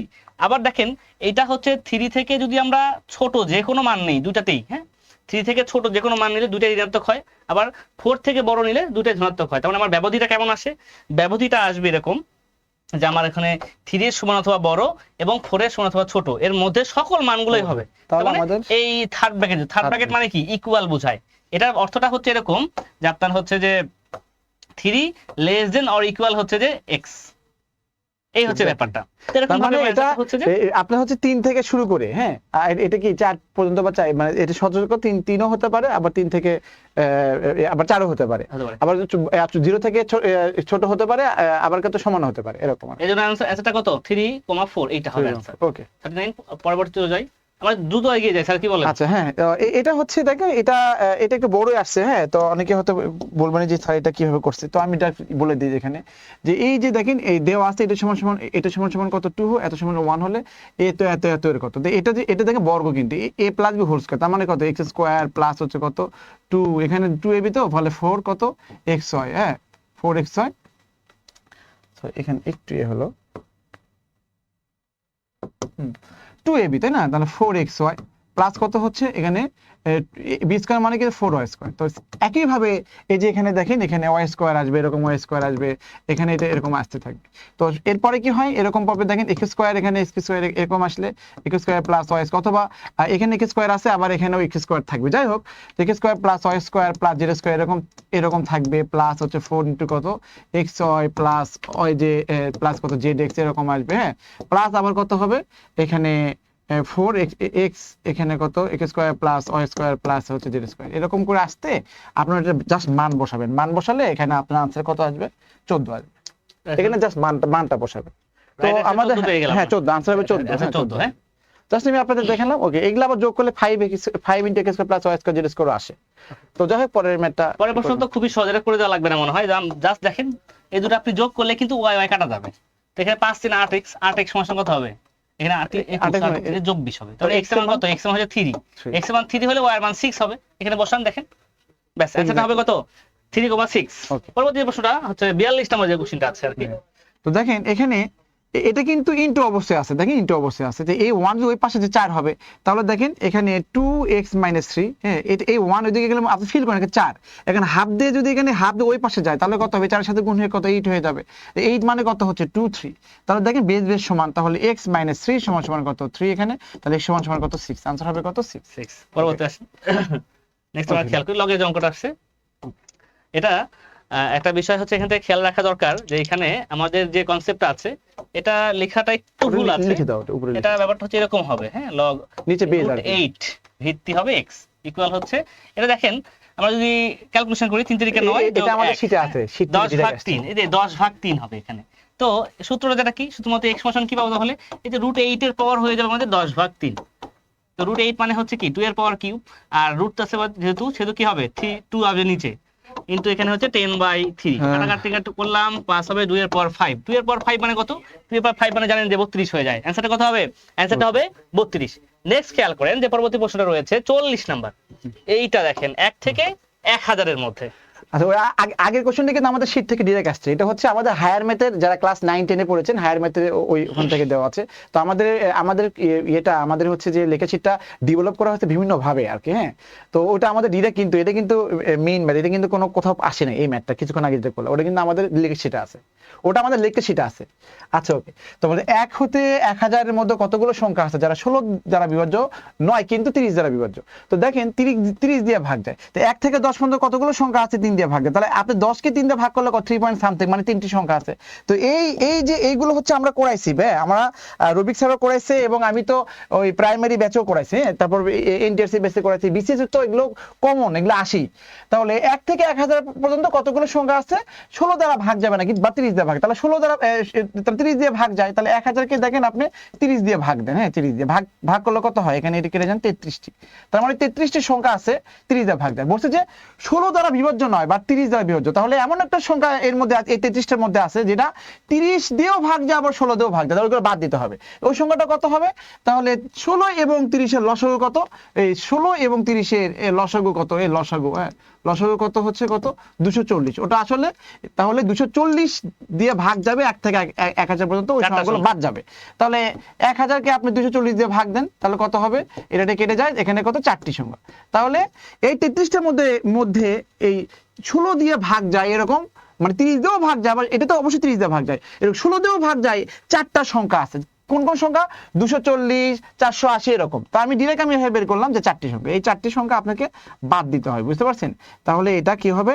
29টি সংখ্যা হবে। তো দুঃখের বিষয় এখানে আনসার দেওয়া নাই, বাট এই ধরনের কোশ্চেনগুলো অবশ্যই আপনারা স্কিপ করে যাবেন। ওকে, আচ্ছা নেক্সট খেয়াল করেন, তারপরে অ্যানসারটা এখানে কি রং আছে, এটা রাইট অ্যানসার দেওয়া নাই। হ্যাঁ, এখানে যদি কেউ অ্যানসার করেন সবগুলোই ভুল অ্যানসার, এখানে কোনো রাইট অ্যানসার নাই। আমার রাইট অ্যানসার কত হবে? 29, এটা হচ্ছে রাইট অ্যানসার। ওকে, আসেন পরবর্তী অংশে চলে যাই আমরা। 45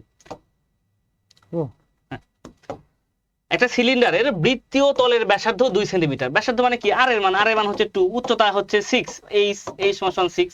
তো উহার তলগুলির মোট ক্ষেত্রফল, তলের ক্ষেত্রফলের সূত্র কি? সূত্র হচ্ছে 2 পাই r ইনটু হচ্ছে কি r প্লাস h। এই তো সূত্র মানগুলো বসিয়ে দেন, তাহলে তো হয়ে গেল। মান বসিয়ে দিলে আনসার হবে কত? 32 পাই। ওকে, খুব সহজ জিনিস। হ্যাঁ, চিত্রটা এরকম আর কি, এই যে এটা সিলিন্ডার হয় আর কি, হ্যাঁ এই যে এরকম আর কি, হ্যাঁ ব্যাপার মূলত হচ্ছে সিলিন্ডার এরকম থাকে, ওই যে আপনার বাসা বাড়িতে যেগুলো আর কি রাখি আর কি, কুয়ার মতো এগুলো সিলিন্ডার। এটা হচ্ছে আর বলছে, এটা আমার 2 বলছে, এখানে কত হচ্ছে উচ্চতা, এটা 6 বলছে। তো এইটাও ক্ষেত্রফল আছে, আয়তন হচ্ছে 1/3 পাই আর স্কয়ার, আর হচ্ছে ক্ষেত্রফল হচ্ছে যেটা স্যার লিখে দিল 2 পাই আর প্লাস। এখান থেকে মাঝে মাঝে কোশ্চেন হয়, তো এই দুটোর বাইরে আসে না, যে মাশাআল্লাহ আমরা ক্লাসে যা পড়াইছি এর মধ্যে আসছে। তো এখানে বলছে কোন একটি ত্রিভুজের 2টি কোণের পরিমাণ 28 এবং 62। বলছে ত্রিভুজটি কোন ধরনের? কোণ তো 3টা, তো এই তিনটা, তার দুটো কোণ দেওয়া কত 28 62, তার মানে যোগ করলে কত 90 হয়, তার আরেকটা কোণ 90। তো যে ত্রিভুজের একটা কোণ 90 ডিগ্রি, তাহলে অবশ্যই কি হবে, সেটা সমকোণী ত্রিভুজ হবে। পলিবর্মন সোহাগ স্যার এসএমএস দেখেন একটু, আচ্ছা দেখছি, থ্যাংক ইউ ভেরি মাচ। পলিবর্মন কমেন্টস করেছেন, তারপর হচ্ছে আরো অনেকেই করেছেন, বিজলি মহন্ত কমেন্টস করেছেন। সে স্যার একটা কথা খুব ভালো লাগছে আমার, কি লিখছেন, কি বলছে? আচ্ছা নিফাস হায়দার সোহান লিখছেন। দেখো করো। আচ্ছা আচ্ছা, আমরা নেক্সট দেখি, আমরা এটা তো সমকোণী হবে জানেনই। আর এই যেটা 4 সেন্টিমিটার বাহু বিশিষ্ট বর্গক্ষেত্রে পরিলিখিত বৃত্তের ক্ষেত্রফল।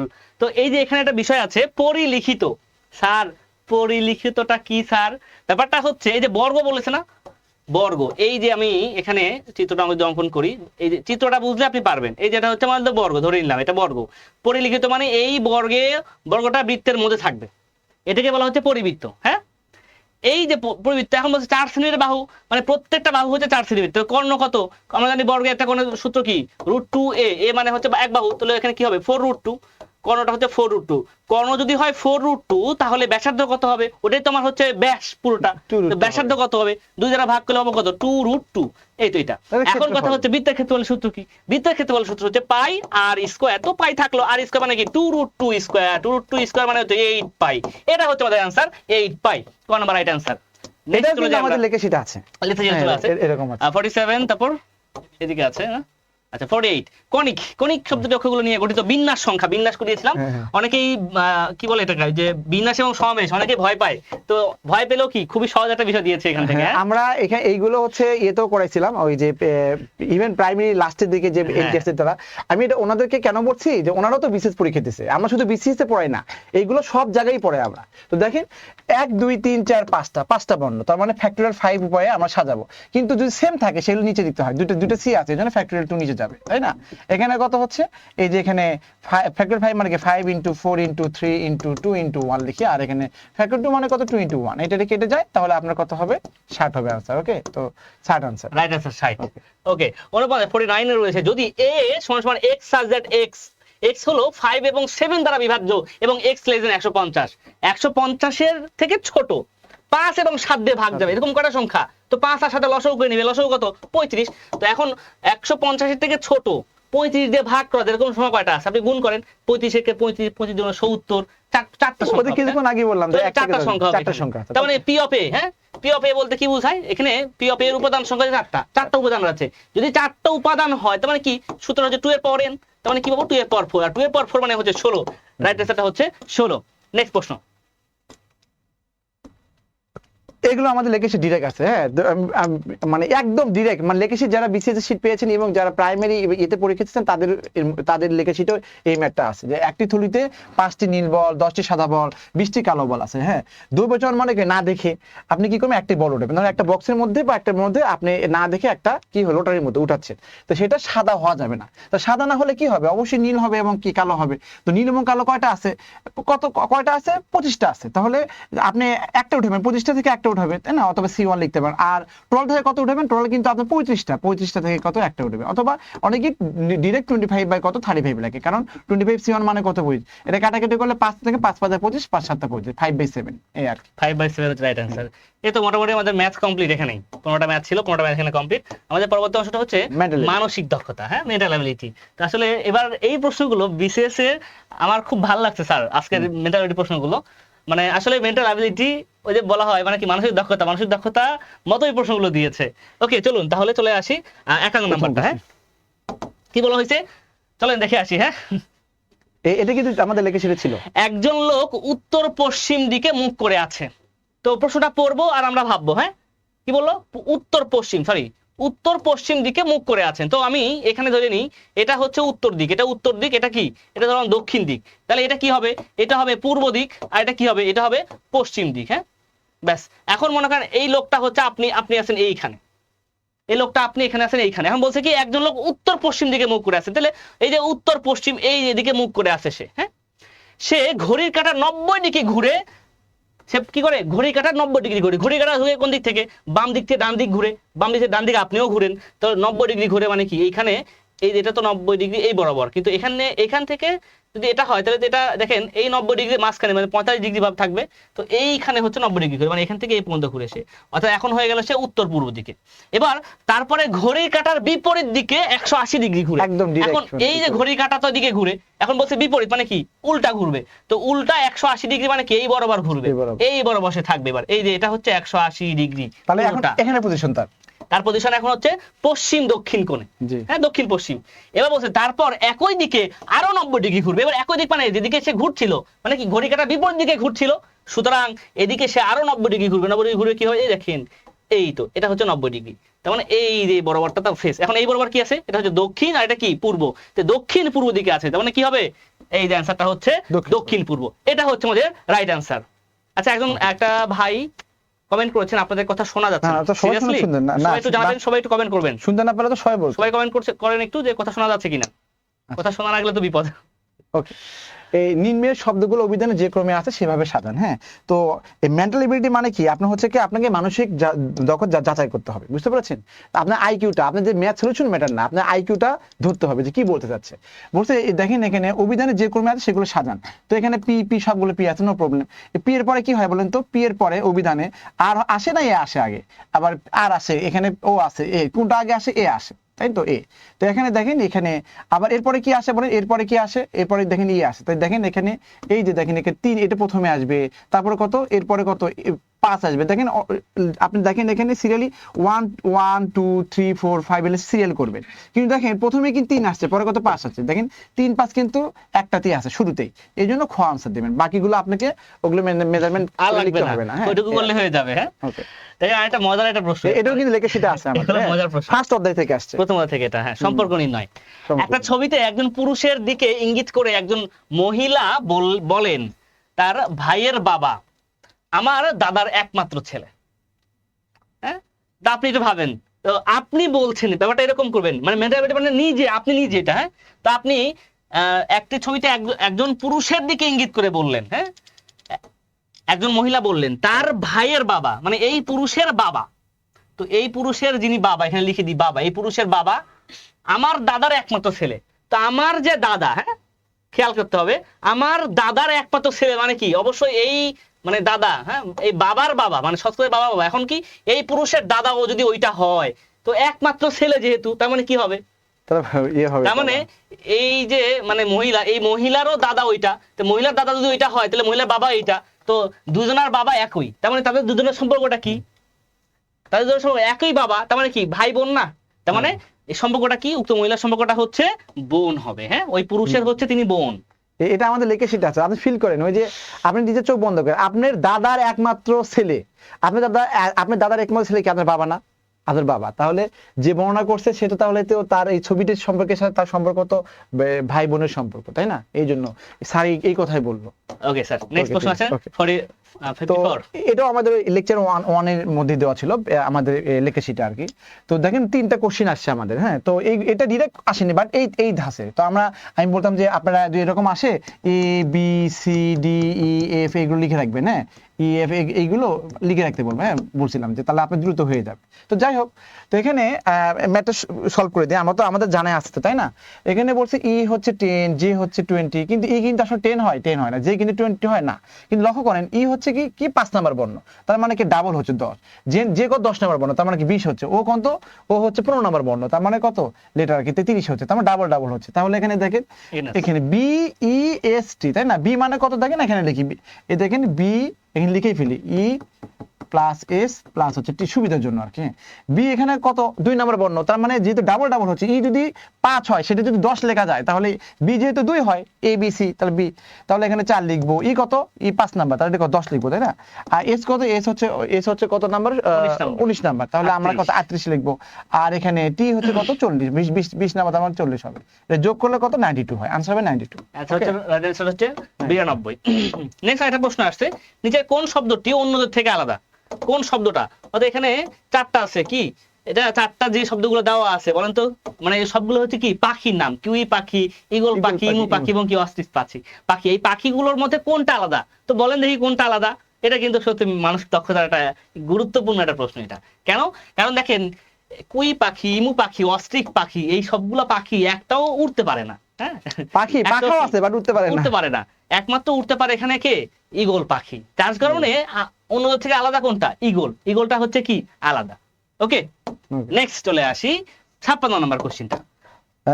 এই ধরনের কোশ্চেন আমরা ব্যাংকেও পড়েছিলাম ইয়েতে। তো এই ধরনের কোশ্চেন আসে এটা আইকিউ টাইপ, যে একজন মহিলা বলছেন যে আপনি যদি আমার নিজের বয়সকে উল্টা করে দেন তাহলে আমার স্বামীর বয়সকে নির্দেশ করে। মানে তো হয়তো কোনো কেউ একজন হয়তো মহিলাকে জিজ্ঞেস করছে যে আপনার বয়স কত, তো মহিলাটা ডিরেক্ট অ্যান্সার না দিয়ে ও ঘুরাই বলছে যে আমার বয়সকে উল্টা করলে ওর হাজবেন্ডের বয়স হয়। এই মহিলা বলছে আপনি আমার বয়স উল্টা করলে হাজবেন্ডের বয়স হবে, তিনি আমার থেকে বয়সও বড়, এটা একটা ক্লু।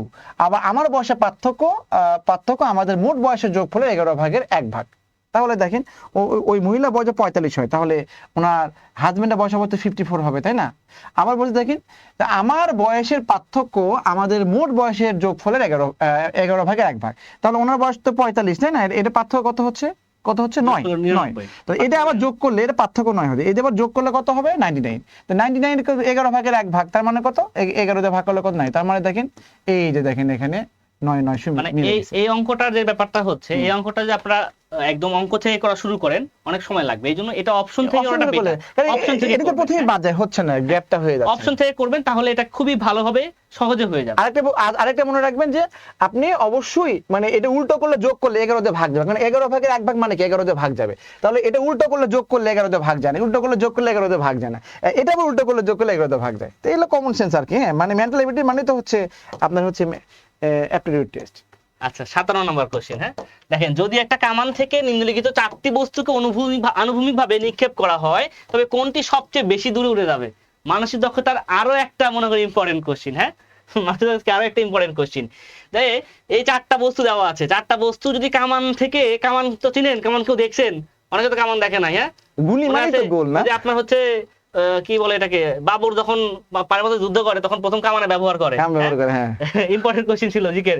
তো এটা হচ্ছে কামানে এই যে এই বরাবরটা, হ্যাঁ, এটাকে আয়তক্ষেত্র বলা হয়, কিন্তু এটা কি, এটাকে বলা হচ্ছে সরুটা। হ্যাঁ, এটা কি একটু আপনার কি আছে বলেন তো, এটা একটু মোটা, তার থেকে এটা মোটা, ত্রিভুজাকৃতি, বাট যে জাহিদ স্যারের ভাষা বলতে চোকা। হ্যাঁ, বলে দিলাম এটা চোকা। আর এটা কি গোলাকার। তো কামান থেকে নরমালি বলেন বন্দুক তো দেখছেন, বা পিস্তলের গুলিগুলো কি হয়, চোকাও হয়ে থাকে, বাট ফ্যাক্টটা হচ্ছে যে কামান যেটা, কামানেরটা সবচেয়ে বেশি দূরে যখন যাবেন ওটা গোলাকার হয়ে থাকে। বেশি দূরে নিক্ষেপ করতে গোলাকার হবে। এটা কি হবে, এটা সায়েন্সের ব্যাখ্যা আছে, ব্যাখ্যা দিতে গেলে অনেক সময় লাগবে। হ্যাঁ, তো আমরা অত ব্যাখ্যাতে না যাই, এমনিতে অনেক সময় নিয়েছি আমরা, তাই না?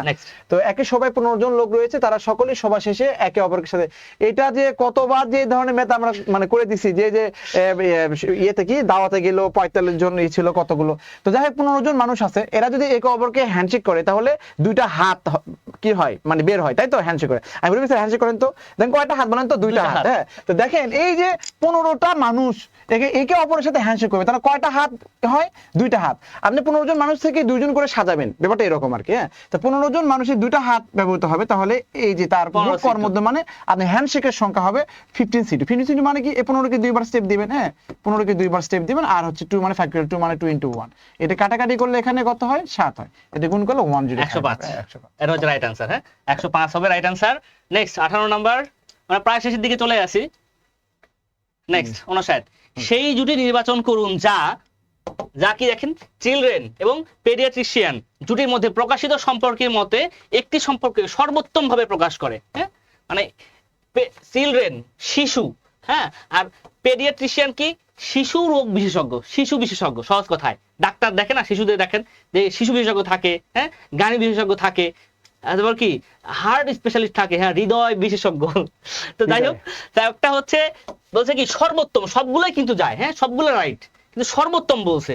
তো এখানে যেহেতু শিশুটা কি মানুষ, তো এইখানেও প্রত্যেকটাই দেখবেন যে অ্যাডাল্ট, কিডনি, ফিমেলস, কিন্তু ফিমেলসটা নিতে হবে এখানে, কেননা শিশু আলাদা করা হয়েছে জেন্ডার ভিত্তিকে, ওটা হচ্ছে আপনার কি কমন জেন্ডারে নিয়ে আসতে হবে, তো একরকম ভাবে ফিমেলটা এখানে চলে আসবে। হ্যাঁ, অথবা 2 থাকে ম্যান, থাকতো ম্যান নিতে পারতাম। হ্যাঁ, মানে এটা মানুষের এক্সপার্ট পেডিয়াট্রিক, তাহলে ফিমেলের এক্সপার্ট, এই কিডনি এক্সপার্টও কিন্তু এগুলো, কিন্তু আমার যে রুবিক স্যার যেটা বললো যে এখানে চিলড্রেন আছে, মানুষ আছে, তাহলে এটা মানুষ নিলাম ফিমেলের এক্সপার্ট হচ্ছে কি গাইনোকোলজিস্ট। এটা উপর একটা করো।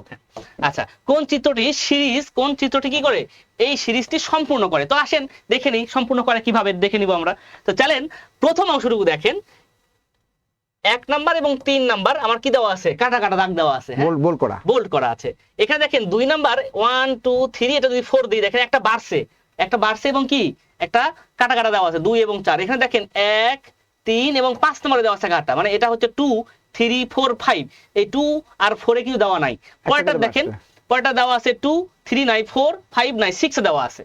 তো ফ্যাক্ট দেখেন এখানে বিজোড় সংখ্যাগুলো দেওয়া আছে, এখানে একটা ঘর বাড়ছে 1 2 3 4, এখানে তিনটা ঘর 1 2 3, এখানে 1 2 3 4, এখানে 1 2 3 4 5, এখানে 1 2 3 4 5 6। তাহলে পরেরটা কি হবে, আরেকটা বাড়বে। পরেরটা আমার এরকম হবে কিনা দেখেন, আমরা যদি এখান থেকে নির্ণয় করতে যাই তাহলে অবশ্যই এখানে তিনটা আছে 1 2 3, আর এখানে আছে দুইটা 1 2, আর এটাও কি এখানে একটা ছিল এখানে একটা, তো আরেকটা বাড়বে এখানে, ব্যাস। এখন এইখানে 2 নম্বরে ঘর পূরণ, তাহলে এখানে আমার এই ঘরটা হবে, মানে যেটা হচ্ছে আমার ক নাম্বার আনসারটা, হ্যাঁ দেখেন হবে? এই যে একটা নাম্বারটা। দেখেন বোল্ড করা 1 2 3 4 আর নন বোল্ড 1 2 3 4 এরকম ব্যাপারটা এরকম এরকম হবে হবে, ব্যাপারটা, হ্যাঁ। 61 নাম্বার কোশ্চেন, যে নিম্নের প্রশ্নবোধক চিহ্নে কোন সংখ্যাটি বসবে?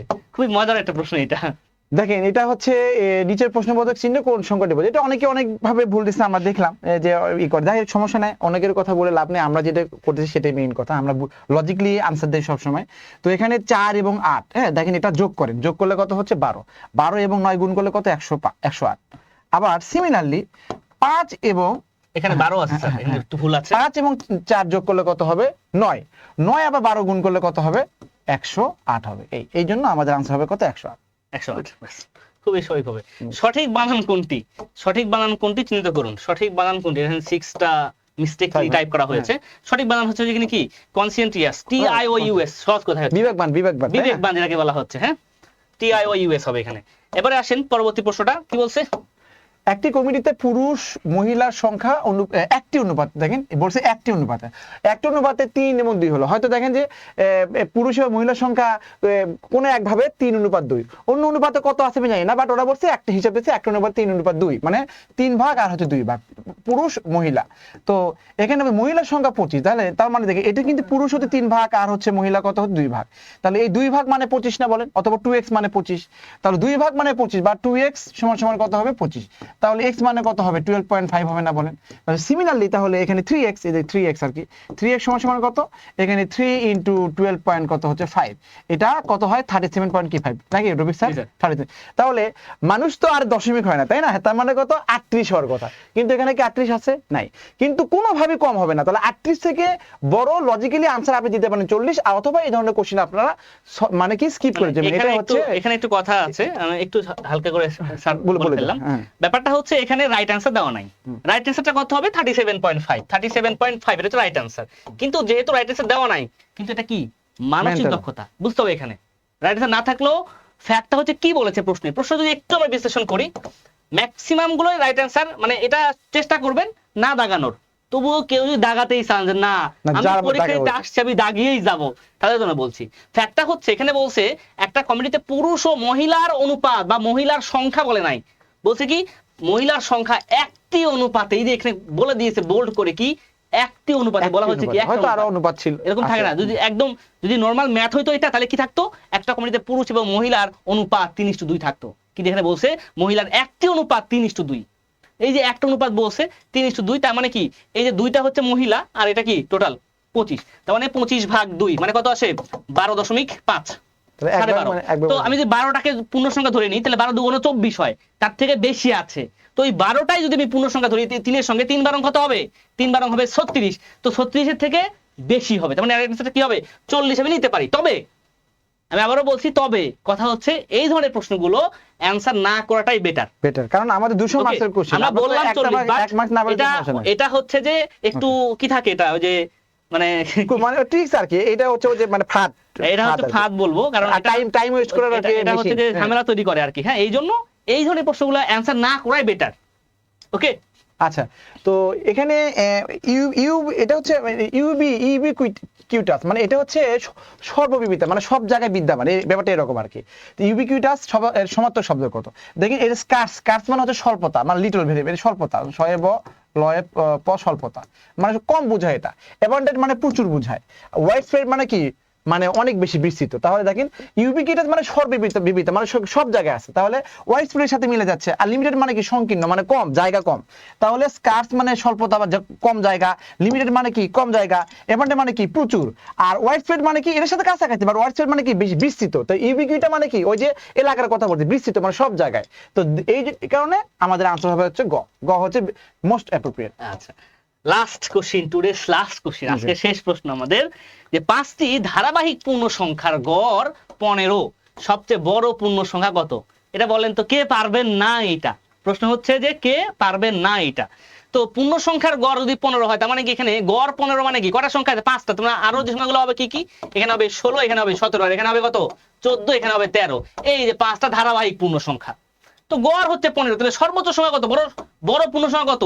17। এখানে 17 আছে অপশনে, 17 যেহেতু নাই, সঠিক অ্যান্সার নাই, দাগানো যাবে না। দাগান মাইনাস খাবেন, মাইনাস কিন্তু খাবেন, বলছি অনেকে জানতে চেয়েছেন, বলছি এই কারণে। হ্যাঁ, যদি প্রশ্নের সঠিক অ্যান্সার না থাকেন, আপনি যদি দাগিয়ে থাকেন, আপনি মাইনাস খাবেন, কিন্তু আপনি যদি দাগিয়ে যান তাহলে মাইনাস খাবেন না। সিম্পল বিষয়, এটাই হচ্ছে এটা হচ্ছে বিসিএস এর ট্রিক্স। এবং শুধু বিসিএস না, এটা সকল পরীক্ষার ক্ষেত্রে দেওয়া হয়। তারপরে বিসিএস অনেকে বলে স্যার প্রশ্নের অ্যান্সার ভুল আছে, অটো মার্কস পাবো। স্যার এটা চাকরির বাজার, হ্যাঁ এটা চাকরির বাজার, এখানে অটো মার্কস থাকবে ওই মার্কস, কিন্তু যারা আনসার দিবে তারা কিন্তু নেগেটিভ মার্কস খাবে, এটা হচ্ছে মেইন কথা। আরেকটা বিষয়, বিসিএস এর পরীক্ষা এরকম 7-8টা 200 মার্কসের মধ্যে 7-8টা কোশ্চেন ওরা ইচ্ছাকৃত ভাবে দিয়ে দেয়, অথবা টাইম কনজিউমিং। এটাও একটা মনে করেন যে মানুষের হচ্ছে আগে আপনি একটা বিসিএস কেটার হবে, ফার্স্ট ক্লাস গেজেট অফিসার হবেন, হ্যাঁ মানুষের মানে কোন জায়গা থেকে কোন প্রবলেম আসবে আপনাকে এটা ট্যাকল দিতে হবে। তো আপনি এই যে সিম্পল কোশ্চেনগুলো আপনি জানেন, বাট ভুল আছে এটা বুঝতেও পারলেন, তারপরে যদি আনসার দেন, তাহলে তো আপনাকে ম্যানেজমেন্ট হলো না, তাই না? তো যাই হোক, এইগুলো হচ্ছে আমরা সচেতন থাকবো। আমরা আগে থেকে বলে দিচ্ছি, রবিক স্যারও পরীক্ষার আগে স্পেশাল লাইভ নাই, যে পরীক্ষার হলে কি করণীয় সেগুলো বিগত অনেকবারই বলেছে, যে আমরা যেগুলো হচ্ছে আমাদের কনফিউশন কোশ্চেন সেগুলো আমরা অ্যাভয়েড করে দেয়, কোনো দাগাই না। তো সেটাই বলবো। Thank you very much, thank you. আজকে আরো কিছু কথা বলতে চাই, যে অনেকে কাট মার্কস লিখেছেন, তো কাট মার্কস নিয়ে এখন আলোচনা করব না, লাইভটা অনেক মানে কি হয়েছে টাইম ব্যাপী চলছে, এই জন্য আপনাদের লাইভ ক্লাস নিয়ে আজকে আমাদের সন্ধ্যার পরবর্তী সময়ে আপনাদের জন্য আলাদা একটা লাইভ সেশন রাখা হচ্ছে। হ্যাঁ, সন্ধ্যার পরে থাকবে, তো অবশ্যই আপনারা সেই সময়টাতে যুক্ত থাকবেন। এবং আরো কিছু কথা বলে রাখি, যারা অনেকে 47 বিসিএস নিয়ে কথা বলেছেন, বা 11 থেকে 20তম গ্রেডের ভর্তি বিষয়ে অনেকে কথা বলেছেন, হ্যাঁ, এবং নেগেটিভ মার্কস। আর চাকরির বাজারে এখন ম্যাক্সিমাম পরীক্ষাতে নেগেটিভ মার্কস আবার থাকে, 2-1টা অধিদপ্তর বা মন্ত্রণালয়ে নেগেটিভ মার্কস থাকে না, তো ম্যাক্সিমামটাই থাকে। সো এটা অবশ্যই আপনাকে বিগত আসলে যে পরীক্ষাটা হয়েছে তার উপর বেস করে দিতে হবে, বা গেস করতে হবে নিজেকেই। হ্যাঁ, কোনো পরীক্ষার প্রশ্নপত্রে কোনো ক্ষেত্রে লেখা থাকে নেগেটিভ মার্কস আছে, কোনোটা লেখা থাকে না। সো লেখা থাকুক আর না থাকুক, আপনাকে বিগত প্রশ্ন বেস করে আপনাকে জানতে হবে যে নেগেটিভ মার্কস আছে নাকি নাই। হতে পারে কোনো বড় ভাইয়ের সঙ্গে কথা বললেন, বা কোনো স্যারের সঙ্গে, হ্যাঁ পরিচিত কারোর সঙ্গে কথা বলে নিলেন, অথবা আমাদের বিদ্যালয়ে আমাদের সঙ্গে যোগাযোগ করতে পারেন, আমরা যতটুকু পসিবল হয় আপনাদেরকে বলে দেওয়ার চেষ্টা করব। তো যাই হোক, আশা করি সবার পরীক্ষাই ভালো হয়েছে। কার কত নম্বর থাকে একটু যদি কমেন্ট করেন, যে কত নম্বর থাকতে পারে, একটা প্রেডিক্টেড, যে স্যার আমার এরকম রেঞ্জ থাকবে, আমার 100 থেকে 110-এর মধ্যে থাকবে, আমার 110 থেকে 120-এর মধ্যে থাকবে, এরকম একটা প্রেডিক্টেড একটা রেজাল্ট একটু যদি আমি জানতে চাই, একটু কষ্ট করে আপনারা কমেন্ট করবেন কিনা, তো একটু কমেন্ট করে দিবেন একটু কষ্ট করিয়ে, যে আসলে ঠিক স্যার বলছে কমেন্ট করেন। আর অনেকেই কমেন্টস করেছেন, আমাদের খুব অ্যাপ্রিশিয়েট করেছেন, বিদ্যাবাড়ি সম্পর্কে বলছে, রবিক স্যার, সোহাগ স্যার সম্পর্কে বলছে, তাদেরকে অসংখ্য ধন্যবাদ। আবার দীপক হাওলাদার এত সুন্দর করে এতগুলো লাভ রিয়েক্ট দিছে, এগুলো দিতেও তো সময় লাগে। যাই হোক, thank you all, it's my pleasure. রবিক স্যার পকেট থেকে বলছি, ডেফিনেটলি আমাদের প্লেজার যে আপনারা আমাদেরকে এত ভালোবাসেন এবং এতক্ষণ ধরে আমাদেরকে সহ্য করছেন, হ্যাঁ প্রথম থেকে সেই ইংলিশ ক্লাস থেকে শুরু করে এ পর্যন্ত। তো অনেক ভালো থাকবেন। আর কাট মার্কস মনে হয় ইনশাআল্লাহ আশা করছি যে কাছাকাছি যাবে 110, 15, 20। যাই হোক, আমাদের অনারেবল এমডি স্যার হয়তো আসবে এসে, আমরা তো রিসার্চ করিনি এখনো, রিসার্চ তো করবো, মাত্র তো আমরা সলিউশন নিলাম, আমরা রিসার্চ করবো। আমরা তো ম্যাথের কোশ্চেন দেখছি, আমরা কিন্তু অন্য কোশ্চেন সেভাবে দেখি নাই, বেশ করে আমি দেখি নাই। এই তো অবস্থা। আচ্ছা যাই হোক, আরেকটা অনেকে লিখেছেন স্যার অ্যাপস এবং ওয়েবসাইটের কথা লিখেছেন, একটু বলি বিষয়টা নিয়ে। আমাদের অ্যাপস এবং ওয়েবসাইটটা ব্যতি রেখে কিন্তু আপনাদের সকল কার্যক্রম চলছে, কোনো কার্যক্রম কিন্তু স্থগিত নেই। আমাদের আপনাদের জন্য যারা ভর্তিকৃত আছেন বিভিন্ন ব্যাচে বিভিন্ন গ্রুপে, তাদের জন্য কিন্তু প্রত্যেকটা সিক্রেট গ্রুপ করে দেওয়া হয়েছে। আপনারা ওই গ্রুপে যুক্ত থেকে কিন্তু আপনাদের প্রত্যেকটা লাইভ ক্লাস করতে পারছেন, হ্যাঁ, এবং পরীক্ষার ব্যবস্থাও কিন্তু আপনাদের জন্য করা হচ্ছে। সো আপনারা আমাদের যে অ্যাপস এবং ওয়েবসাইটের সাময়িক প্রবলেমটা হয়েছে, এই প্রবলেমটা সমাধান যেহেতু এখন পর্যন্ত পুরোপুরি সলভ হয় নাই, যার কারণে আপনাদের গ্রুপে কিন্তু কার্যক্রম চলছে, এবং গ্রুপে কার্যক্রম চলার কারণে আমি মনে করি আপনাদের আরো ভালো হয়েছে। হ্যাঁ, আমি মনে করি এটা, কারণ আপনাদের ঝামেলা নাই, স্যার অ্যাপসে ঢুকতে পারছেন, এর সমস্যা করছে, এই সমস্যা, এরকম কোনো সমস্যা নাই। আপনার গ্রুপে কিন্তু একদম কমপ্লিটলি ক্লিয়ার ভাবে কিন্তু আপনি এই অ্যাপস এবং ওয়েবসাইটে যে যতটুকু আপনারা পাইতেন তার থেকে বেশি কিছু পাচ্ছেন গ্রুপে। এবং গ্রুপে আরেকটা বিষয় হচ্ছে আপনি কিন্তু টিচারদের সঙ্গে আমাদের সাথে ডিরেক্টলি কানেক্ট থাকতে পারছেন গ্রুপে, এটা কিন্তু পজিটিভ। বিশেষ করে এনটিআরসি এর যে লিখিত ব্যাচগুলো আছেন তার গ্রুপে, আমি ধরেন কলেজে ক্লাস নিচ্ছি, সোহাগ স্যার স্কুল পর্যায়ে ক্লাস নিচ্ছেন, বা প্রত্যেকটা স্যার যে ব্যাচে ক্লাস নিচ্ছেন সবার সঙ্গে কিন্তু যুক্ত আছেন। হ্যাঁ, ওকে। তো যাই হোক, অনেক কথাই বললাম, অনেক সময় ধরে আপনারা থাকলেন, আজকে আর কথা বাড়াচ্ছি না, এখন বিদায় নেবার পালা। অনেকক্ষণ ধরে আপনারা সহ্য করলেন, তো আজকে এখানে বিদায় নিচ্ছি। ভালো থাকবেন সবাই, ওকে, আল্লাহ হাফেজ। আল্লাহ হাফেজ।